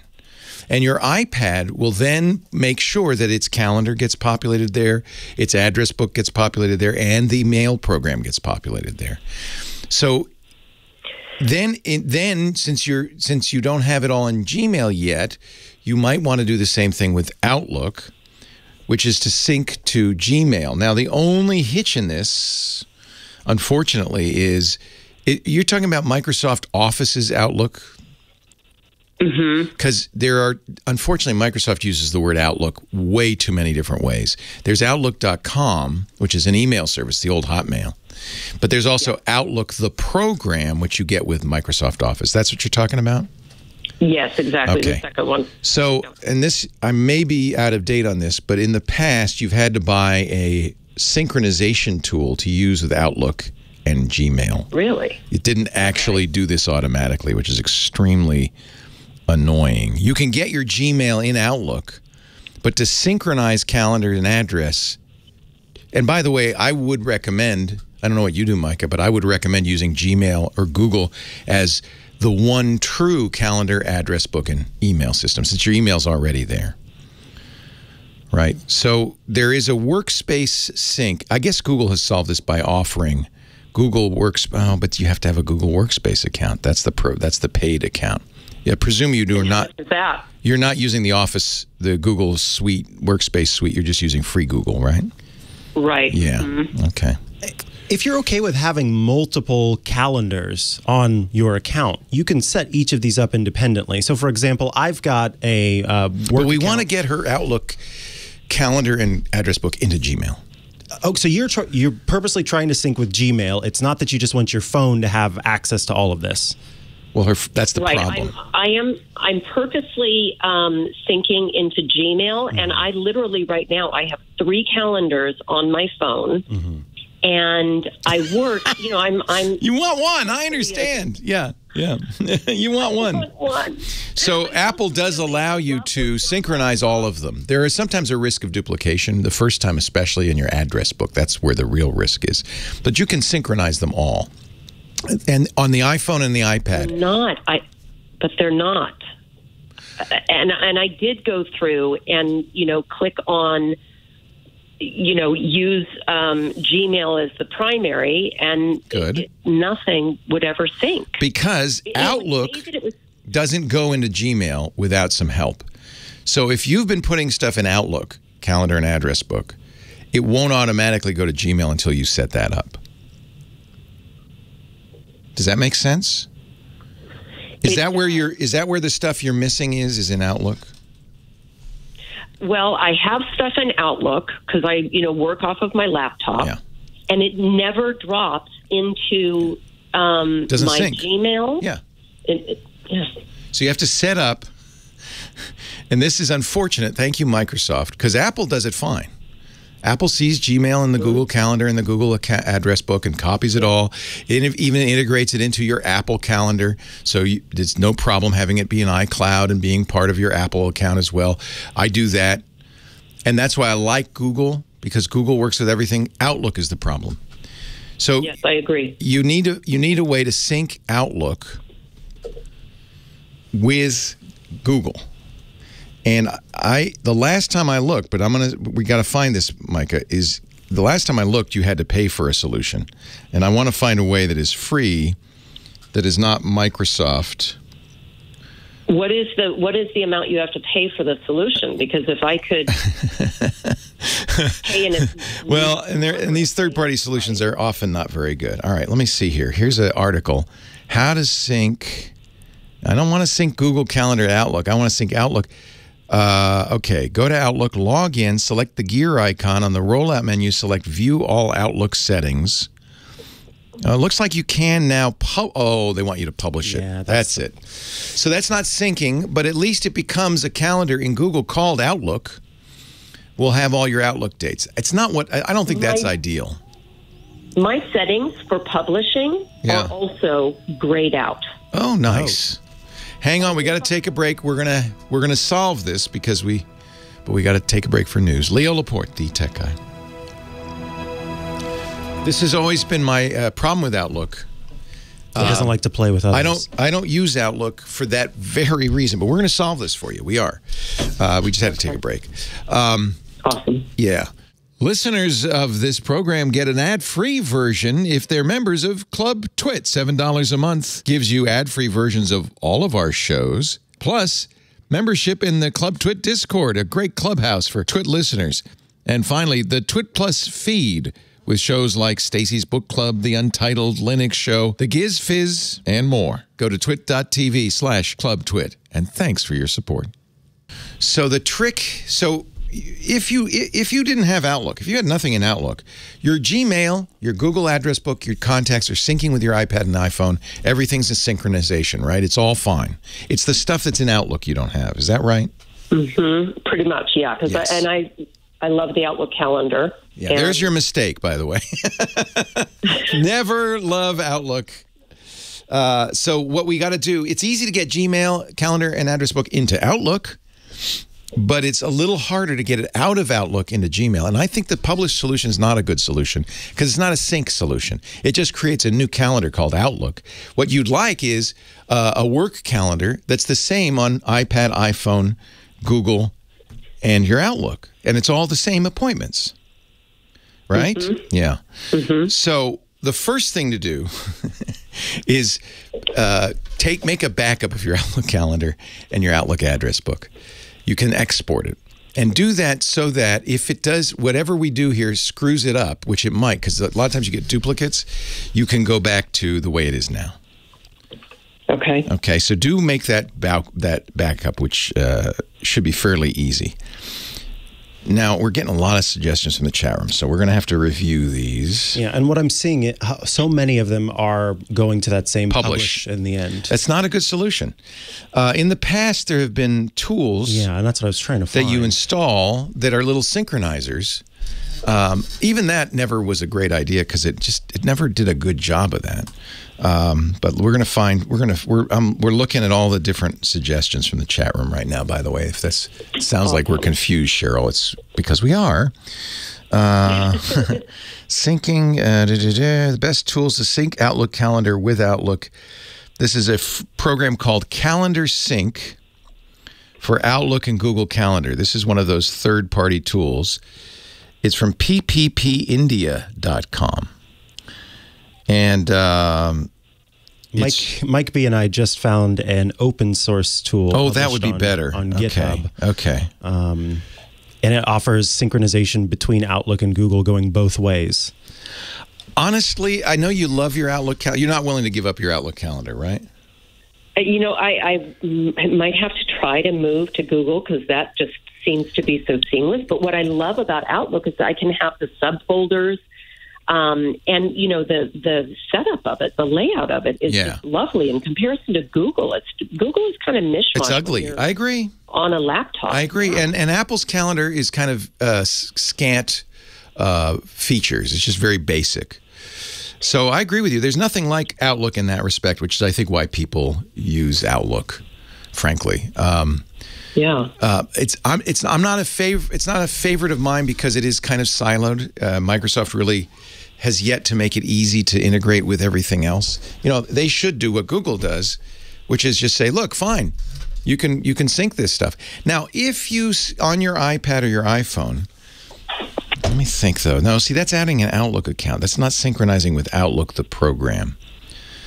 Microsoft has to make this easy. There has to be a way to do this.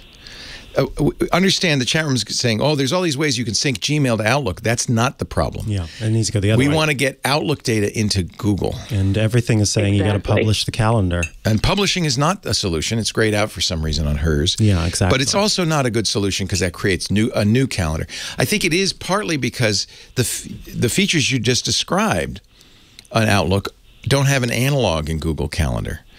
So Google says, well, all of that subfolder and all that, yeah, we don't do that. So how do we interpret what you're sending us? So this is one program, Calendar Sync. It's a third-party program. I'm looking at, but you know what we'll do is put the article that I'm getting all this from is at Make Use Of, which does a good job on all this stuff. This is from November of last year, so it's relatively up to date. So the 6 ways to sync Microsoft Outlook with Google Calendar. The first one they mention is free paid calendar sync for Outlook and Google Calendar. They also mention something called Outlook Google Calendar Sync, which is completely free. 2-way, good, Outlook to Google Sync. Sync Tools works on all versions of Outlook from 2003 to 2016. This looks pretty good. It is free. Outlook, let me tell you where you get this from. Oh, yeah, this is the GitHub that you guys found from PHW198. This looks like it might be a good solution. It does say it's in beta. The last commit, though, was February 17th. That's a good sign. He's keeping it up to date. You're doing this on Windows, right? Mm-hmm. Yeah, this is Windows. Support synchronizes Google Outlook to Google, Google to Outlook, and Outlook bi-directional sync with Outlook. Yeah, this sounds like it. We'll put a link in the show notes. It's kind of a long URL. We'll put a link to the Make Use Of article because that's going to have all of the stuff that, all of the 6 different solutions. But this open source one is free. It probably looks pretty up to date. So what you'll do is you'll install this on Windows, and it will then look at your Outlook calendar and address book and sync it up to Google. You don't need to do anything more after that because your Apple's already syncing to Google. So in theory, everything will be up to date everywhere. The big risk, and the reason I suggest backing up calendar and address book first, is a lot of times when you do your first sync, you get duplications. Especially in the address book, that could be a pain in the butt. Yeah. I have told people in the past for address books, Sunshine, which is Melissa Meyer's company, is actually an interesting contact list. It's web-based, but it then syncs to everything else. And one of the things Sunshine does, which is really nice, is it goes out to Facebook and LinkedIn and other places and pulls in information from those, so it keeps your calendar up to date, which is kind of cool. I'm still waiting on an invite. Oh, is you still waiting? Psh, well, that's not a good solution. Sunshine.com. I've used it for a while. You know what? You need an invite. I probably can get you one. You can. Yeah. One. I like the idea. It's web-based, so it's going to download to all those places, but it's going to maybe do a better job. It also does a good job of merging duplicates, which is a big problem in general. So first thing I would do is get this all synchronized up. Back it up. First thing I do is back it up, then get it all synchronized up. And if it's a mess, you can either restore from backup or you could try something like Sunshine, which is an app on iOS. Awesome. Boy, I'm sorry that was such hard work. We will include links, of course, techguylabs.com, and I've already pulled up some that we will be posting there to help you out with this. Yeah, this is quite a doozy, but I imagine it's a known problem. I've answered this. The reason I jumped in is I've answered this question many times over the last 10 years. Thank you, Microsoft. Absolutely. I remember one where you actually suggested that they start doing their emails online on a web page instead of on dynamic. But I understand why you don't want to do that either. Yeah. I completely understand that. Yeah. I am with you. I have been here. I've done that. And it's just a pain. And all I could say is Microsoft just really doesn't want you to do that. And I think partly it's because they have more features. As a result, they can do more than Google does. And so, that's why they want to give you, and that's why you like it. because you have more capability. It's really more like a CRM program, like Salesforce and others, where it kind of ties. You can see all the stuff you've done with this person. All it's just some really nice features to it. I understand completely. All right, have we helped, Cheryl? Yes, I think so. Especially, I'll go to the show notes. TechGuyLabs.com. Yep. I'm going to really look through there and see what I can do. And you also helped me before with syncing all my 4,500 songs in Apple Music. So. Did it work? Whatever I told you? It did. Oh, yay! At least I got one check mark. Thanks, Cheryl. I appreciate your listening. Thank you so much. Thank you so much, Leo. Take care. Bye-bye. Well, hey, how are you today? Leo Laporte here with Micah Sargent. You have two tech guys working on your problems today at 8888 Ask Leo. That's the phone number. I feel bad, Mike. I threw you the perhaps, with the exception maybe of your my printer doesn't work call, the worst kind of calls we get, and we get this at least once every 6 or 7 months. Somebody says, I have to use Microsoft Outlook, the standalone program that comes with Microsoft Office, but I want it to sync with my iPhone and my Google, and it's just the worst. It's difficult to figure that out. It's just the worst. We have tracked down a number of solutions which we'll put on the show notes. There'll be links there. TechGuyLabs.com. TechGuyLabs.com.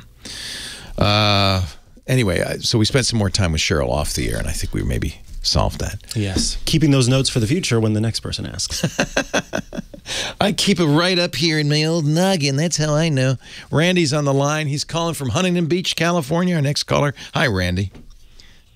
Hey, how's it going, Leo? It's great. How are you? Good. I got an S9 Plus, and I want to buy the S22 Ultra. I really do. It's a nice phone. What color would you get? I got purple. I already decided not to. Good. So I didn't even it's $1,200 that you don't need to spend. So good. Right. So, from my understanding, is the Note 10 Plus with the stylus is compatible as far as speed, and you can actually have the SD card extension memory, expandable memory, and all that great stuff. That's exactly right. It's funny because I have my Note 10 Plus, and I love it. Yep. They're going to continue to offer updates for the next 3 years. Yep. Security updates. Yep, which is the most important thing on any Android device, right? Yes. So my question is what are your thoughts on that? And if I buy, supposedly it's a new one on like a Swappa. Yeah. And it won't be a new one if it's Swappa. But it will be in like new condition if they say so. There is a company that says it is new right. Open box. Yeah. Okay. They can't sell it as new because it's open box, but it's newish. Yeah. Okay. Right. So is there a hack that someone can do if you do a full factory reset and they can somehow take control of your phone? No. I mean, mostly no. So I am not aware of anything with Android that will survive a full reset. Okay. But in theory, a bad guy could write to... There are parts of the operating system that are preserved over a reset. The firmware that you need to boot into the operating system, for instance. So in theory, somebody could put something malicious in there that reinstalls malware every time you wipe it. But that's in theory. Such things exist in the computer world, in the PC world. I know of malware that installs into your video card, for instance, your graphics card, and will survive a wipe. It comes from somebody who is very determined, a determined attacker who's specifically targeting you. It's not the kind of thing you would do in mass, to a lot of people. It takes a little time. So you're worried about buying a phone from somebody who might have done something malicious like that. I would not worry about that. Oh, excellent. Yeah. And I have a Microsoft question, if you could. Please. Sure. Just what we need. So thanks, Mike, for helping us out here. So I have work Outlook on a work server. They give me an email and all that. And when I try to print, it prints out in the light gray where you can't even read. Ew. And I looked online, and I do see a lot of people having that same issue. And I was wondering if there's a workaround for that. The way I did it is I had to actually forward the email again to myself and like create the different colors. Do it somewhere else. Yeah. I think the easiest thing to do, and most printers will have this. So when you print in a program on most computers, they give you an abbreviated dialogue. They don't want you to have to go through all the thousands of possible printing settings. So they give you a simple dialogue. But somewhere there, in the box, it'll say, open the full settings, or open the advanced settings, or open printer settings. And you can go into the printer settings. And every printer I know of, even all the color printers, will allow you to print monochrome. Check the box that says black and white. And that should eliminate that gray. What it's trying to do is give you color. And you don't want that. You want black and white. So if it's not visible when you first say, print, look for something in that box that says, give me the full printer settings. If not, you can go to printer setups. Sometimes that'll give it to you. But you want to tell the printer, print the stuff from Outlook, you print that in black and white, please. I don't need color. I don't need grayscale. I want black text on white paper. And almost all printers have that set. I've never seen a printer that doesn't have it. Let's put it that way. So, Leo, you think that that Note 10 Plus is worth it? Yeah. It's funny that you should say that, because I was digging around in my phone drawer. I found the Note 10. I said, boy, this looks a lot like the S22 Ultra. Look at that. It's actually a little bit nicer stylus. It's on the left, not the right. You're right. It supports an SD card, so you can expand memory. I don't know if they'll put Android 12 on it. I think they did, actually. Come to think of it, I updated it. Yeah, it's Android 12. So, yeah, you know what? Go for it. The camera won't be you won't have the 100x zoom. Okay? Yeah, big deal. I'm not going to pay $600 for it. No. So there are a few things like that. But the camera bumps aren't as noticeable either. No, I think the Note 10, which isn't as old as it sounds, since, really that's more like the Note 20. They just skipped a whole decade at one point. So it's only a couple of years old. So, yeah, I think that's a good choice. In fact, I think you're very clever to have found that. I think that's smart. All right. Thanks, Leo. Go for it. You're welcome. Anytime. Yeah. I mean, in theory, there's all sorts of bad stuff somebody could do. So buy it from a response. Don't buy it on eBay. Buy it. You get it from Swappa. That's fine. Any reliable source, it's fine. I think it would take somebody particularly malicious. Yes. And if you're really nervous, there are ways to completely wipe the firmware. If you go to XDA developers and look at hacking the Note 10, you can take the boot firmware off there, replace it with TWRP, for instance, TWRP, and then I think there's nothing left on there. I called you a TWRP. No, you're not a TWRP. You're a wise guy. That's what you are. Let's take another call. Randy in Huntington Beach. Leo Laporte, the tech guy. Hi, Randy. Nice talking to you. I've got two Microsoft questions for you. One is a program I've used. It was a nice note-taking app that synced perfectly between mobile and desktop. And then a couple of months ago, the desktop app mysteriously disappeared one at a time from each of my computers over the course of a week or so. Oh, I hate that. Oh. How did they do that? That's weird. Turns out Microsoft wants me to develop a Microsoft account in order to get these apps back. What's the name of the app? ColorNote. Oh, yeah. Huh. Okay. It's a free Microsoft account, though, right? You don't have to make a paid account. Apparently, I don't know. My goal is to avoid. I'm trying to disentangle myself from Meta, Apple, Microsoft. I don't blame you because I am so tired of the big tech tyranny. Yeah. And okay. This is a nice little note-taking app. I can't understand. It's not owned by Microsoft, so I don't understand why they're saying you can't do this unless. Oh, perhaps you know there's what? A version in the store. The Microsoft Store. Maybe maybe that's it, that you have to get it from the store, or they're using OneDrive for back-end storage. Oh, yeah. So maybe they've your desk wherever you've got those. Yeah, maybe they've done a deal that way. That could make sense. Yeah. You know who makes a great... My first suggestion is just make a dummy account that's not you. That's a good idea. Okay. But if it's storing on OneDrive and you don't want to be enthralled to the big tech, then you might not be happy about that either.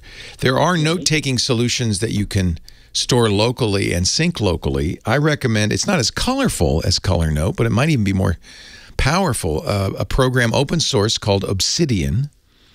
It's free from obsidian.md. You can synchronize it. It basically is plain text markdown files you store on your computer, which you could then synchronize if you wished through Dropbox, OneDrive. They have their own sync, but you don't have to use their sync. If you want to disconnect from big tech, you might even put it on a thumb drive and just carry it in your pocket and then connect up the thumb drive to any computer. I think Obsidian is a very good free, open source, not tied to big tech solution. How about that? Nice. I think I'll check into that. The second is I got a message today from Play Protect saying it disabled my next SMS hand-sent texting app, saying it was a fake app. Now, I've been using it for I would trust that. Play Protect is Google's anti-malware scanner. It's a really good idea. If they say don't use it, don't use it. What sometimes happens is good apps get bought by bad guys. And maybe that's what happened to it. Well, I did a lot of searching online, and the company said, hey, there was a misidentification. Oh, okay. I've been running in a few days. Okay. As long as Play Protect passes it, but I would listen to Play Protect when it says don't. I'm definitely going to, but I mean, it's just weird that out of the blue this would come up, and there's no way to link the message that shows up on your screen to anything official. Yeah. Yeah. It's just suddenly this blast, and there's no, click here for more information. This is definitely a message from Microsoft. Nothing like that. It's just... Well, Play Protect is Google. It's Android. It's the Play Store. They use a certification system, and it could be the company that makes that app. I know the app. It's a well-known app. They just didn't update their certificate, and it went out of date, and Play Protect is doing this automatically. There's nobody to... contact again, but the company has to just re-release the software with an updated cert, and then you'll be okay. That could be the issue. Are there other texting apps you recommend? Oh, there's a million. Pulse is a very good one. I like that. Okay. Frankly, I'd look at Google. Oh, you don't want to be big tech, because Google's Android SMS messages is quite good, but there's some concern about it in the privacy sphere that it might be phoning home. So I would, Signal is the king of the privacy protecting apps. The thing I'm seeing, the concern is that if you do remove that app, you might lose your data. We do have a link in the chat to a place where there has been support given from Hand-Sent Next SMS. They said it's been misidentified as malware by Google. We're in talks with Google to get our app back to the Play Store. In the meantime, please keep our app and do not uninstall. Do not uninstall because you'll delete the data. Your data. Yeah. That's good to know. They actually say reach out to help@handsent.com if you want a temporary solution. Okay. It may be also there are some messaging apps you can install that would import the Hand-Sent database, which if you could find those, that's what I would do right now. We got to take a break. Leo Laporte, Micah Sargent, 8888 Ask Leo. This is fun. We're helping people. I'm helping. More helping coming up. Stay here. Wow, that's a scary one. Hand-Sent has been around forever. Yeah. I would not necessarily assume they're up to no good, although, as I said, sometimes companies get sold. And, this is right on the front page at handsent.com. Yep. I don't know why they'd have to be in talks with Google. Yeah, I'm puzzled by all that as well. That bugs me a little bit. Yeah. They may have pulled something. Yeah. And, that's really interesting. As I look at it, it doesn't look like there really is anybody to phone home with. Right. So I'm a little, it might look like it's one guy, to be honest with you. So, boy, this will be a good one for All About Android. But there are plenty of good. SMS Plus is very good. Pulse is, a lot of people use Pulse. Is very good. There's a lot of good choices out there. I think if you are privacy concerns, there's nothing as good as Signal. The problem is I don't think you can make Signal your default messaging app. Last time I checked, I could not, which is kind of annoying. You can with handset, I presume. Yeah. Yeah. Google's funny. I'm not sure what the deal is. Let me see right here if I can do it. Some apps can be made default, and then some can't. There doesn't seem to be a rhyme or reason as to why not. Let me see. And just assumed all text apps could be made. Yeah, one would think. One would think. Choose default apps. SMS app. Yeah, it's not giving me other.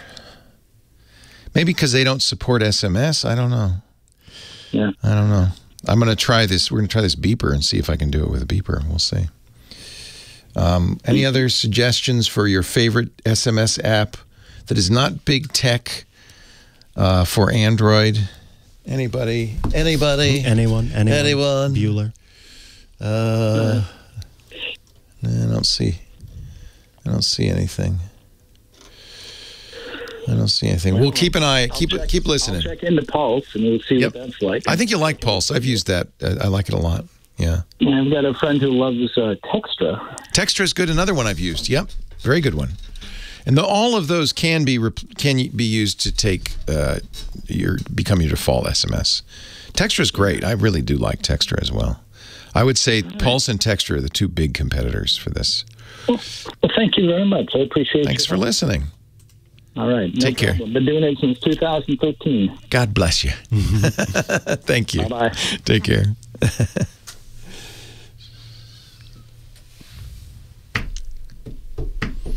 Signal is the one. Oh, you can. Okay. I have to look at my Pixel 6. I wonder why that is. So I'm doing it on the Samsung, and well, maybe it's not installed. Maybe should have checked that first of all. It's not installed. But I have Telegram on here, and I can't do it with Telegram, which I would also like to use. Yes, let me install Signal. That would explain it.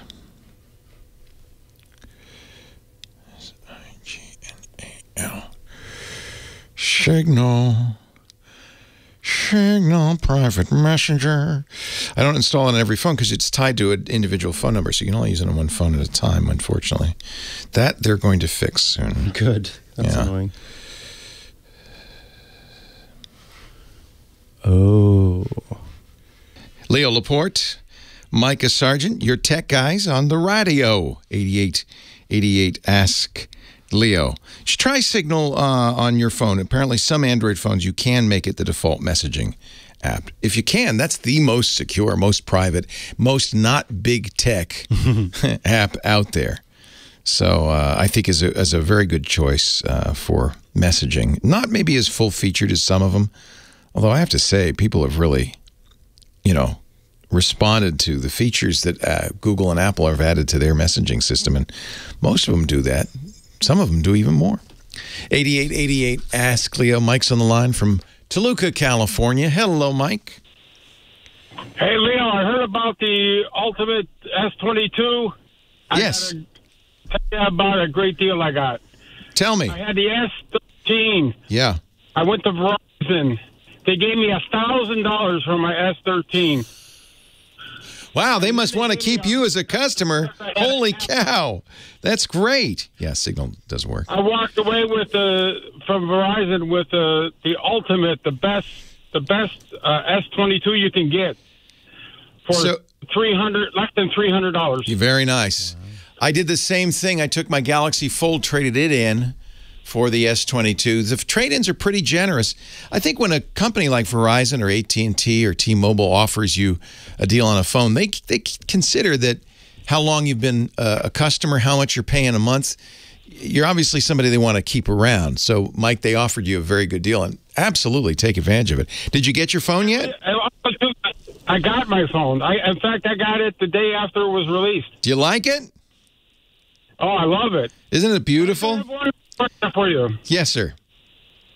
I was told Internet Explorer was the best. Was told this other internet thing was the best, and I ended up going to Chrome, and now I got all these advertisements that pop up. Unfortunately, all browsers will show you ads unless they have ad blockers. Google's Chrome, of course, is probably the worst, only because Google is in, guess what, the internet ad business. That's how they make all their money. So Chrome is never going to do a very good job blocking. You're talking about for your phone? No, this is for my PC. For your PC. I'm trying to put all 76. I'm trying to do Discord, Zoom, and these ads every 30 seconds pop up. Okay. So there are a couple of ways around that. My favorite way around that is as a plugin. I think Chrome offers it, called uBlock Origin. So if you go to the Chrome extensions and search for, it's free, uBlock Origin, it is the most comprehensive ad and annoyance blocker out there. You can even, there's settings in it to turn off those annoying cookie things. Say, oh, yeah, of course, I want cookies. Just get away from me. Go away. Don't bother me. I would take a look at that. uBlock Origin. Make sure you get the one that says Origin. There are other copycats called uBlock. That's not the same thing. uBlock Origin by a guy named Gore Hill. Another way that's a good way to go at home is to use a DNS server that isn't from your internet service provider. So I'm on Comcast. I could use Comcast's DNS. You'll see it as a setting in your router or on your system. And if it doesn't have a setting, you'll just use the default ISP setting. But I'm a fan of a company called NextDNS. They also do ad blocking. So you can have whole home ad blocking. If you go to, and it's fairly inexpensive, nextdns.io. If it's just you, it's probably free. Your first 300,000 hits a month are free. Even after that, I think it's only $1. It's not expensive. It's basically you're going to use it instead of your internet service provider as the DNS provider. And when you do that, NextDNS can say, not going to show any ads, not going to let you through. Even more important, in my opinion, because I don't mind ads, because ads support us. Ads are a good thing, but even more important, it will block malware of lots of different kinds of malware. So it's a really good way to protect yourself online. You have parental controls. It will do it for your whole house if you put it on the router, or you can do it for individual machines. They even have apps. I'm really a fan. NextDNS.io is the website. There are other companies that do this, like Cloudflare. Very good, 1.1.1.1. But my favorite's NextDNS. Leo Laporte, Micah Sargent, the Tech Guys. Okay, I made Signal my default messaging app. So that's good. The problem then is, and it really makes me mad, if Signal would not be tied to a phone number, then I could use it everywhere. Yeah, I wish they would fix that. And they say they're fixing it. They're going to do a PIN. And once they do that, then Signal will be the clear choice for messaging because it's clean. And somebody's taking your shtick, by the way. My shtick? Yeah. They can't have my shtick. When I went to look up about the Outlook printing out things in gray, the first site in the Gmail or the Google responses, it's at askleo.com. Oh, yeah, that's Leo Notenbaum. And it was not you, Leo. He's been around forever. But did he have the right answer? He did. It was buried in a bunch of ads and nonsense. But no, Leo's been around for a long time. I can't, I don't know if he has prior rights to my name, but I don't think he was copying it. He's been doing Ask Leo forever and ever. Leo Notenboom. It's not my fault. Let's see when Leo started doing this.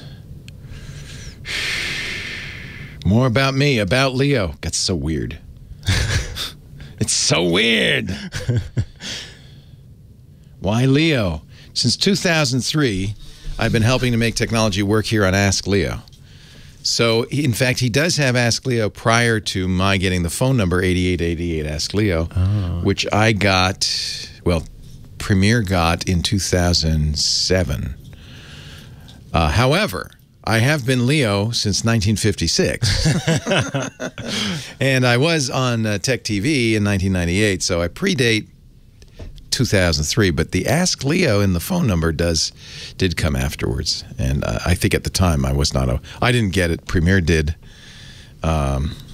So I'm not using it with a carrier yet, Bill. I will at some point. I just have to figure out which phone to deactivate.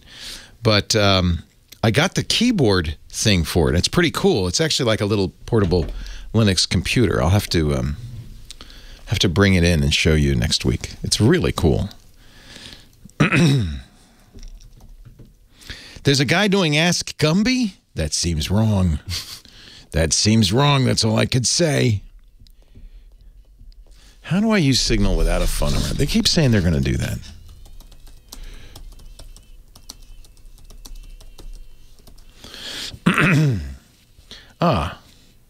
No. That's a little-known trick.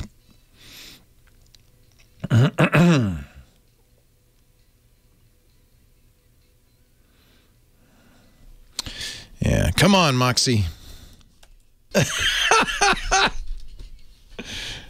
This is Professor Laura says this is for her and Kim.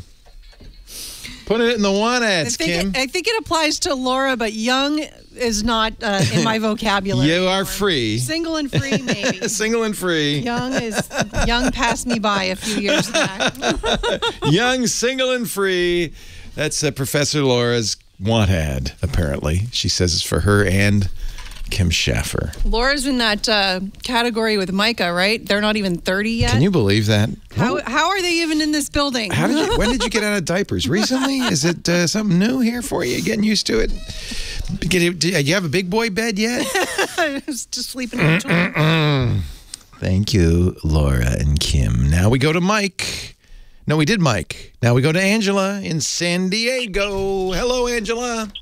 Hi, Leo. Thanks for taking my call. Quick question. When you block someone, either by phone or email, does it show the caller or writer that their correspondence or voice message is blocked?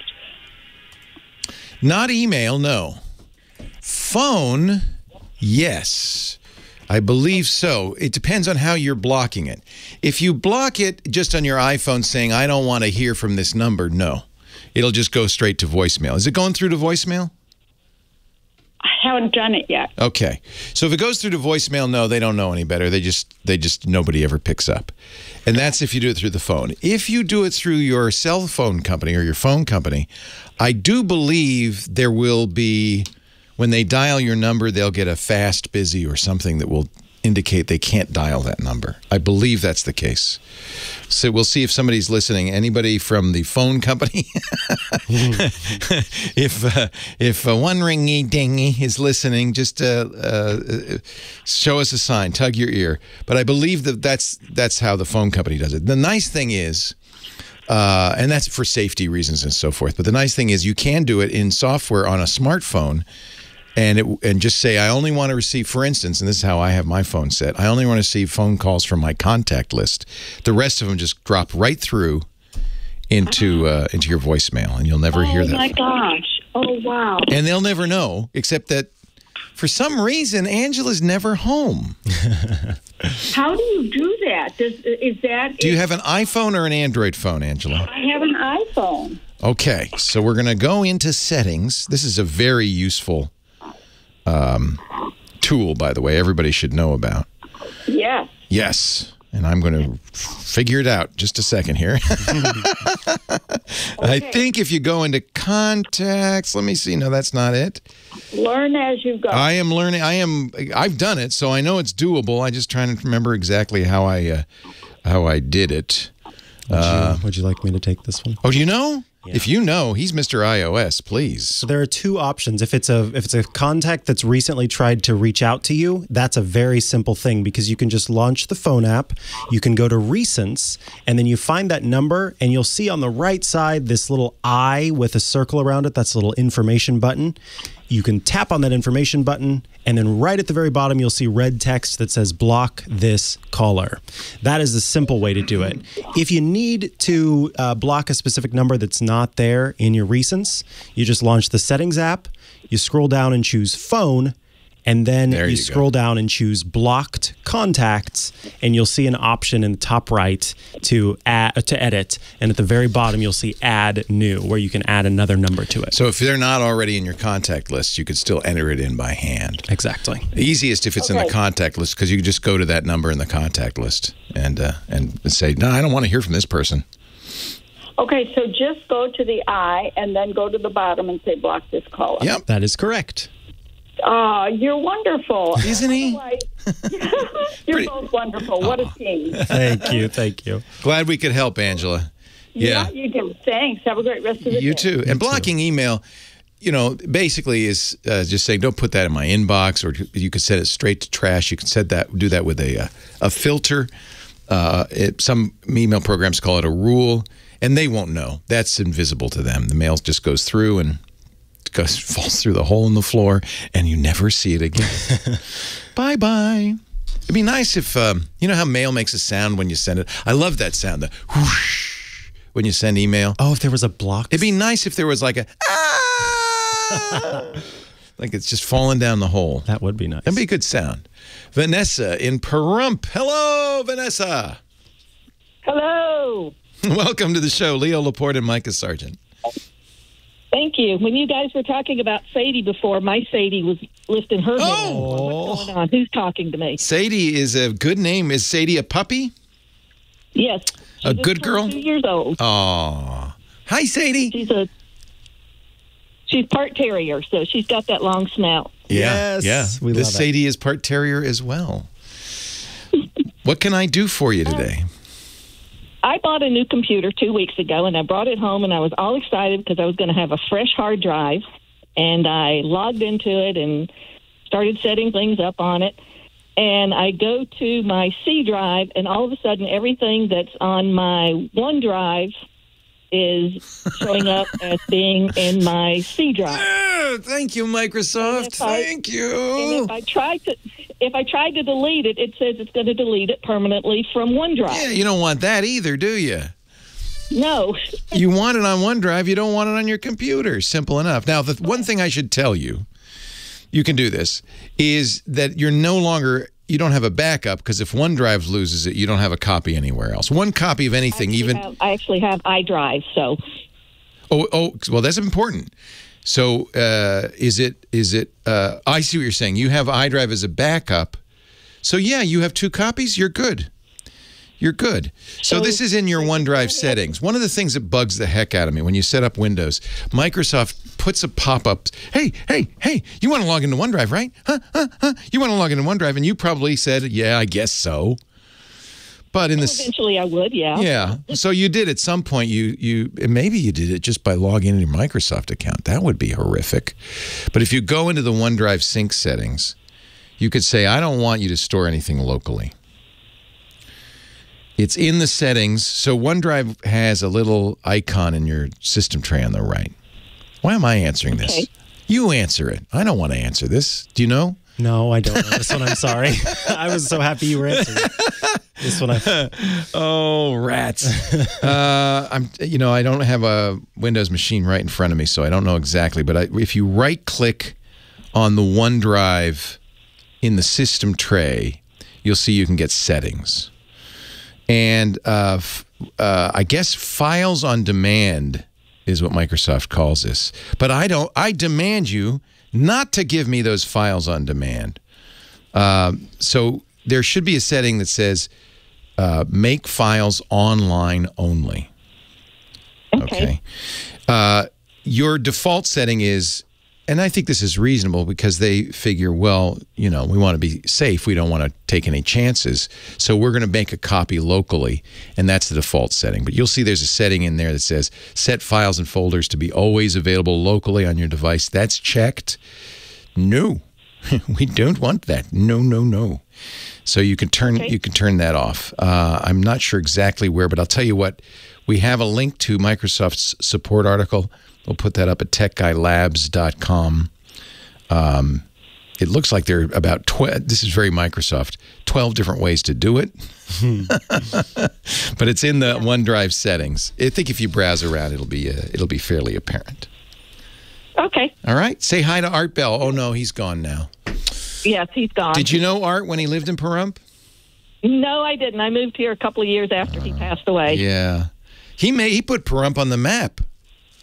He did. Yeah. I was looking for a place to retire to from Portland. I came down the 95, Interstate 95. I came down US 95, and I said, Pahrump. That sounds familiar. I know Pahrump. Well, how do you like it? I love it here. Any aliens, UFOs, weirdness like that? There's lots of them, yeah. You could thank Art Bell. Hey, a pleasure talking to you, Vanessa. Take care. Have a great day. Leo Laporte, the tech guy with Micah Sargent. Dick DiBartolo, our gizmo wizard. Coming up next. System tray, pop-up, gear icon, go to settings. And then you want to say, stop with the file on demand thing. Or maybe do you want to, it's really unclear. Do you want to turn it on? Exactly.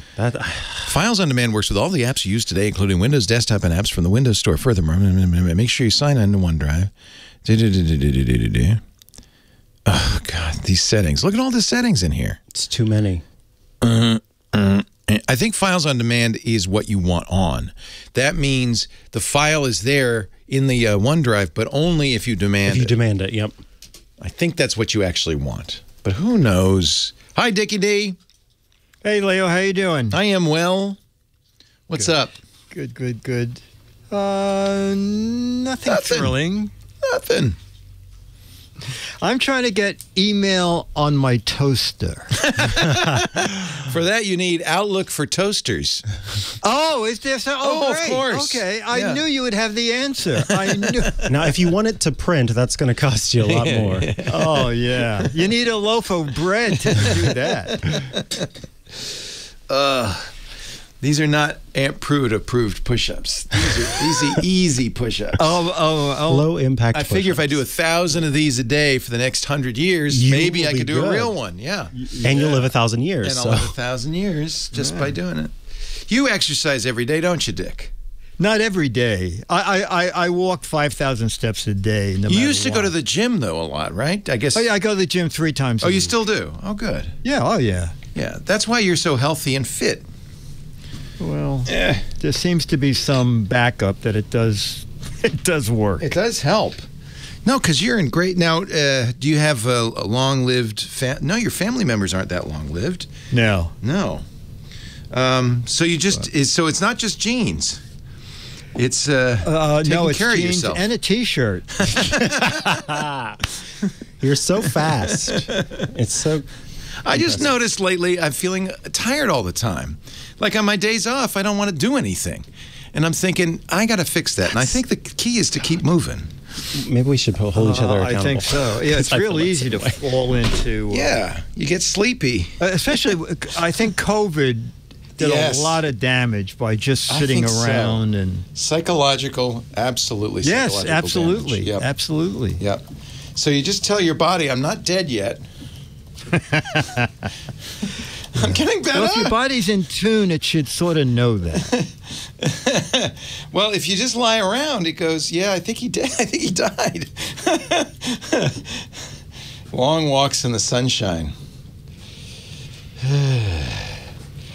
Yeah, that's probably true. I don't go out as much as I used to. That's really quite true.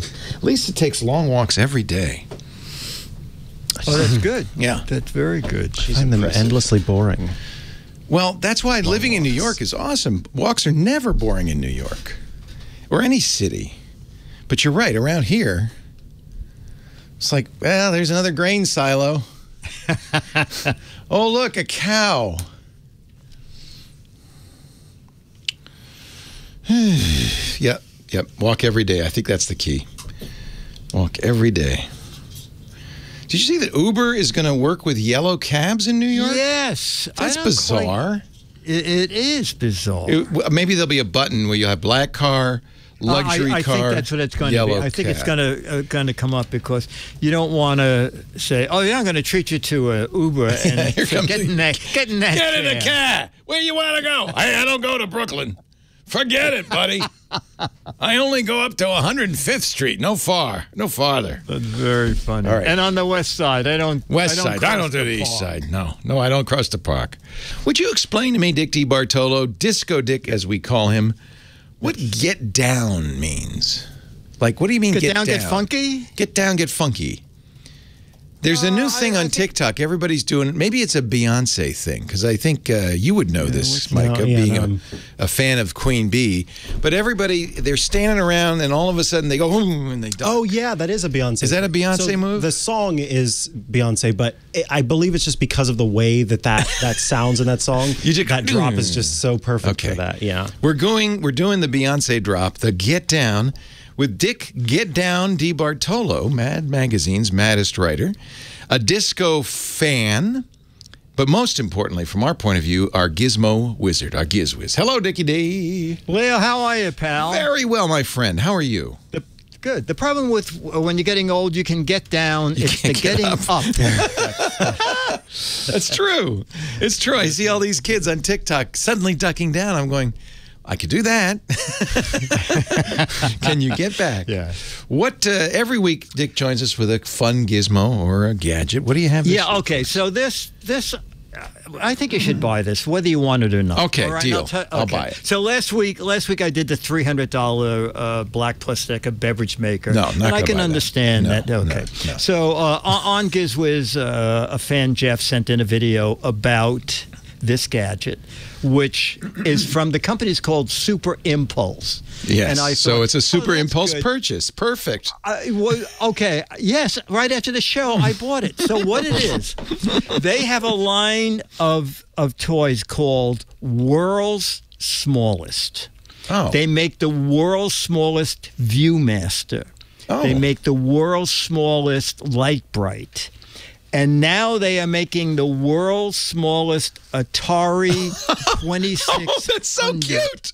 Wait a minute. Working. It's got a little TV the size of your hand. It's an 1.5-inch TV. Okay. Oh. And I think I left it on. It has 10 video games. Wait a minute, there's Atari games on it. 10, yes. Oh, Sadie would love this. It's just her size. A working joystick. What? Yes. Oh, that is so precious. I need that. I put a little video on my website. I need that right now. Yes. So if you buy it on Amazon, it's $30. If you go to a Target, it's $20. If you buy it on Target and have it shipped, it's $20. I'm on my way right now. Atari Tiny Arcade, it's called. Yes. It has Pac-Man? Yes. Does any sound come out of it? Yes, the little oh my God, the little beepy thing. This. Yes. Okay, you got me. The packaging. So be careful cute. getting it out of the package because it's like welded shut, and you have to be very careful because the little cable. I showed you what I needed to get it Look open. at the size shears. He's got needle nose pliers, a wrench. Yes. Wow. And be careful not to cut the wire because the joystick works. So you need it. If you cut the wire, you've ruined it. Look how tiny it is. I can pick it up today. It's pretty neat. Did you get two? Get two for me. Two. I'll give you $20. All right. Wow. Yeah. I want that right here for the studio, right on my my desk. That's what I said to Dennis. So cute. Leah's going to buy this just to have it on the desk so people can say, "What is that?" Oh, it's the world's smallest Atari 2600. You can say it is an Atari 26 console, and it works. The truth is, and I love the funny fake rabbit ears on top. Oh, I love them. They're slightly bent, like that is the cutest thing ever. Oh my gosh, I love it. This was what made me a tech guy is getting this. Well, actually, the story really is I would go to after work at the radio station. I would go to the Chuck E. Cheese Pizza Time Theater with a roll of quarters, pump those quarters into the arcade machines. At one point, I said, "This is ridiculous." So I got an Atari 2600, which was one of the early little game consoles. Wasn't very good. Do you realize if you hadn't done that, today you would be at Chuck E. Cheese? I would be working at Chuck E. Cheese. I might be one of those animatronic bears. I don't know. Yeah. It's your birthday. So, yeah, so I owe it all to the Atari 2600 because after that, then I got and I know you did this too. I got the Atari 400 computer, then I got the Atari and 800. The 800. Yep. Slowly worked my way up. Now I'm paying $5,000 for a Mac Studio that's not much bigger than the Atari 2600. Oh my God! Oh, you graduated from the Atari 800. Yes, is that an improvement? I think it is. That's really a cute thing. Isn't that cute? They must have licensed this from Atari. I mean, it's the real deal. Yes, you know what? It's very funny. Atari, Pac-Man must be. It's very funny because it says 9 games plus Pac-Man. So they must have. But these are the best games: Breakout, Tempest, Centipede, Combat, Pong, Warlords, Missile Command, Millipede, Asteroids, and Pac-Man. I mean, these are names. You're probably too young to remember this, Micah, but these are names that resonate with those of us of a certain age. And they're all in there, pre-programmed. It's for $20. Oh, you can't go wrong. We've got 2 on order right now. I'll be picking them up today. I'll give you a 20. Oh, sounds good. Oh, what? No tax? No cab fare? Oh, all right. I'll give you a cab fare and a 20. All right. Dick DiBartolo is Mad's maddest writer. Still doing Mad Magazine, right? Yes. What's the latest? I'm actually hitting 60 years. Wow. I didn't even know you were that old. 60 years this month since That's I great. sold him my first article at 17. You were a high school kid when you sold him your first article. That's so cool. Yeah. And you've told the story before. It's a wonderful story about getting a manila envelope from Bill Gaines, the editor-in-chief, right? A piece of cardboard in it. From Nick Meglin, Nick Meglin. associate editor, back then. Yeah. In my own envelope. So when you get your own envelope back, you're convinced. Oh, they sent me the article back. Do you remember what that first piece was? It was about TV ads, and it was how come when they stop people in the supermarket, they're all so on the ball? And it was people that they stopped who didn't know what they were talking about. What? And then Nick called me up and he says, "I hope you don't mind, but we're going to add an Al Jaffe piece to your piece because he also did a satire on." And I said, "Mind? What did I mind? What you mean the Al Jaffe? Wow, the Al Jaffe was Bill Gaines. I called last Saturday. Al Jaffe was 101. 101. It would be Bill's 100th, right? Was it his 100th? Bill was 70 when he passed on. I think somebody's saying it's 92. Bill Gaines' 100th birthday is. It probably is. Sometime around now. It probably is. Yeah. Al Jaffe. Oh, I can cash the checks. That was I remember it was a contract. Thank you for reminding me. You can get an autographed copy of the new Mad Magazine, which is all classic stories, including one from this guy right here, Dick DiBartolo, by playing the What the Heck Is It contest on his website, gizwiz.biz. There's a picture, a close-up of some gizmo or gadget or something.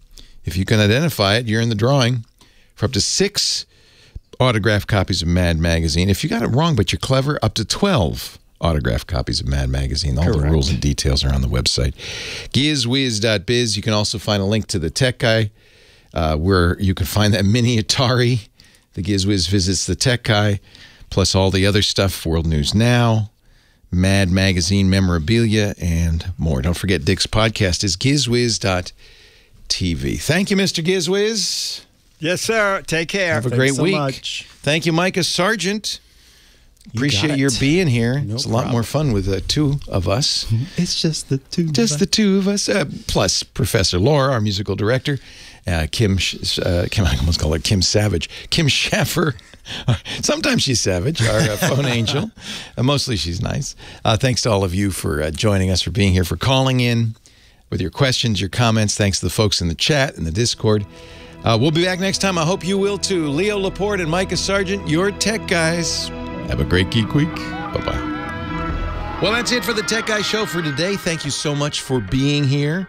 And don't forget, TWIT, T-W-I-T. It stands for This Week in Tech, and you'll find it at twit.tv, including the podcasts for this show. We talk about Windows on Windows Weekly, Macintosh on Mac Break Weekly, iPads, iPhones, Apple Watches on iOS Today, security on Security Now. I mean, I can go on and on and on. And, of course, the big show every Sunday afternoon This Week in Tech. You'll find it all at twit.tv.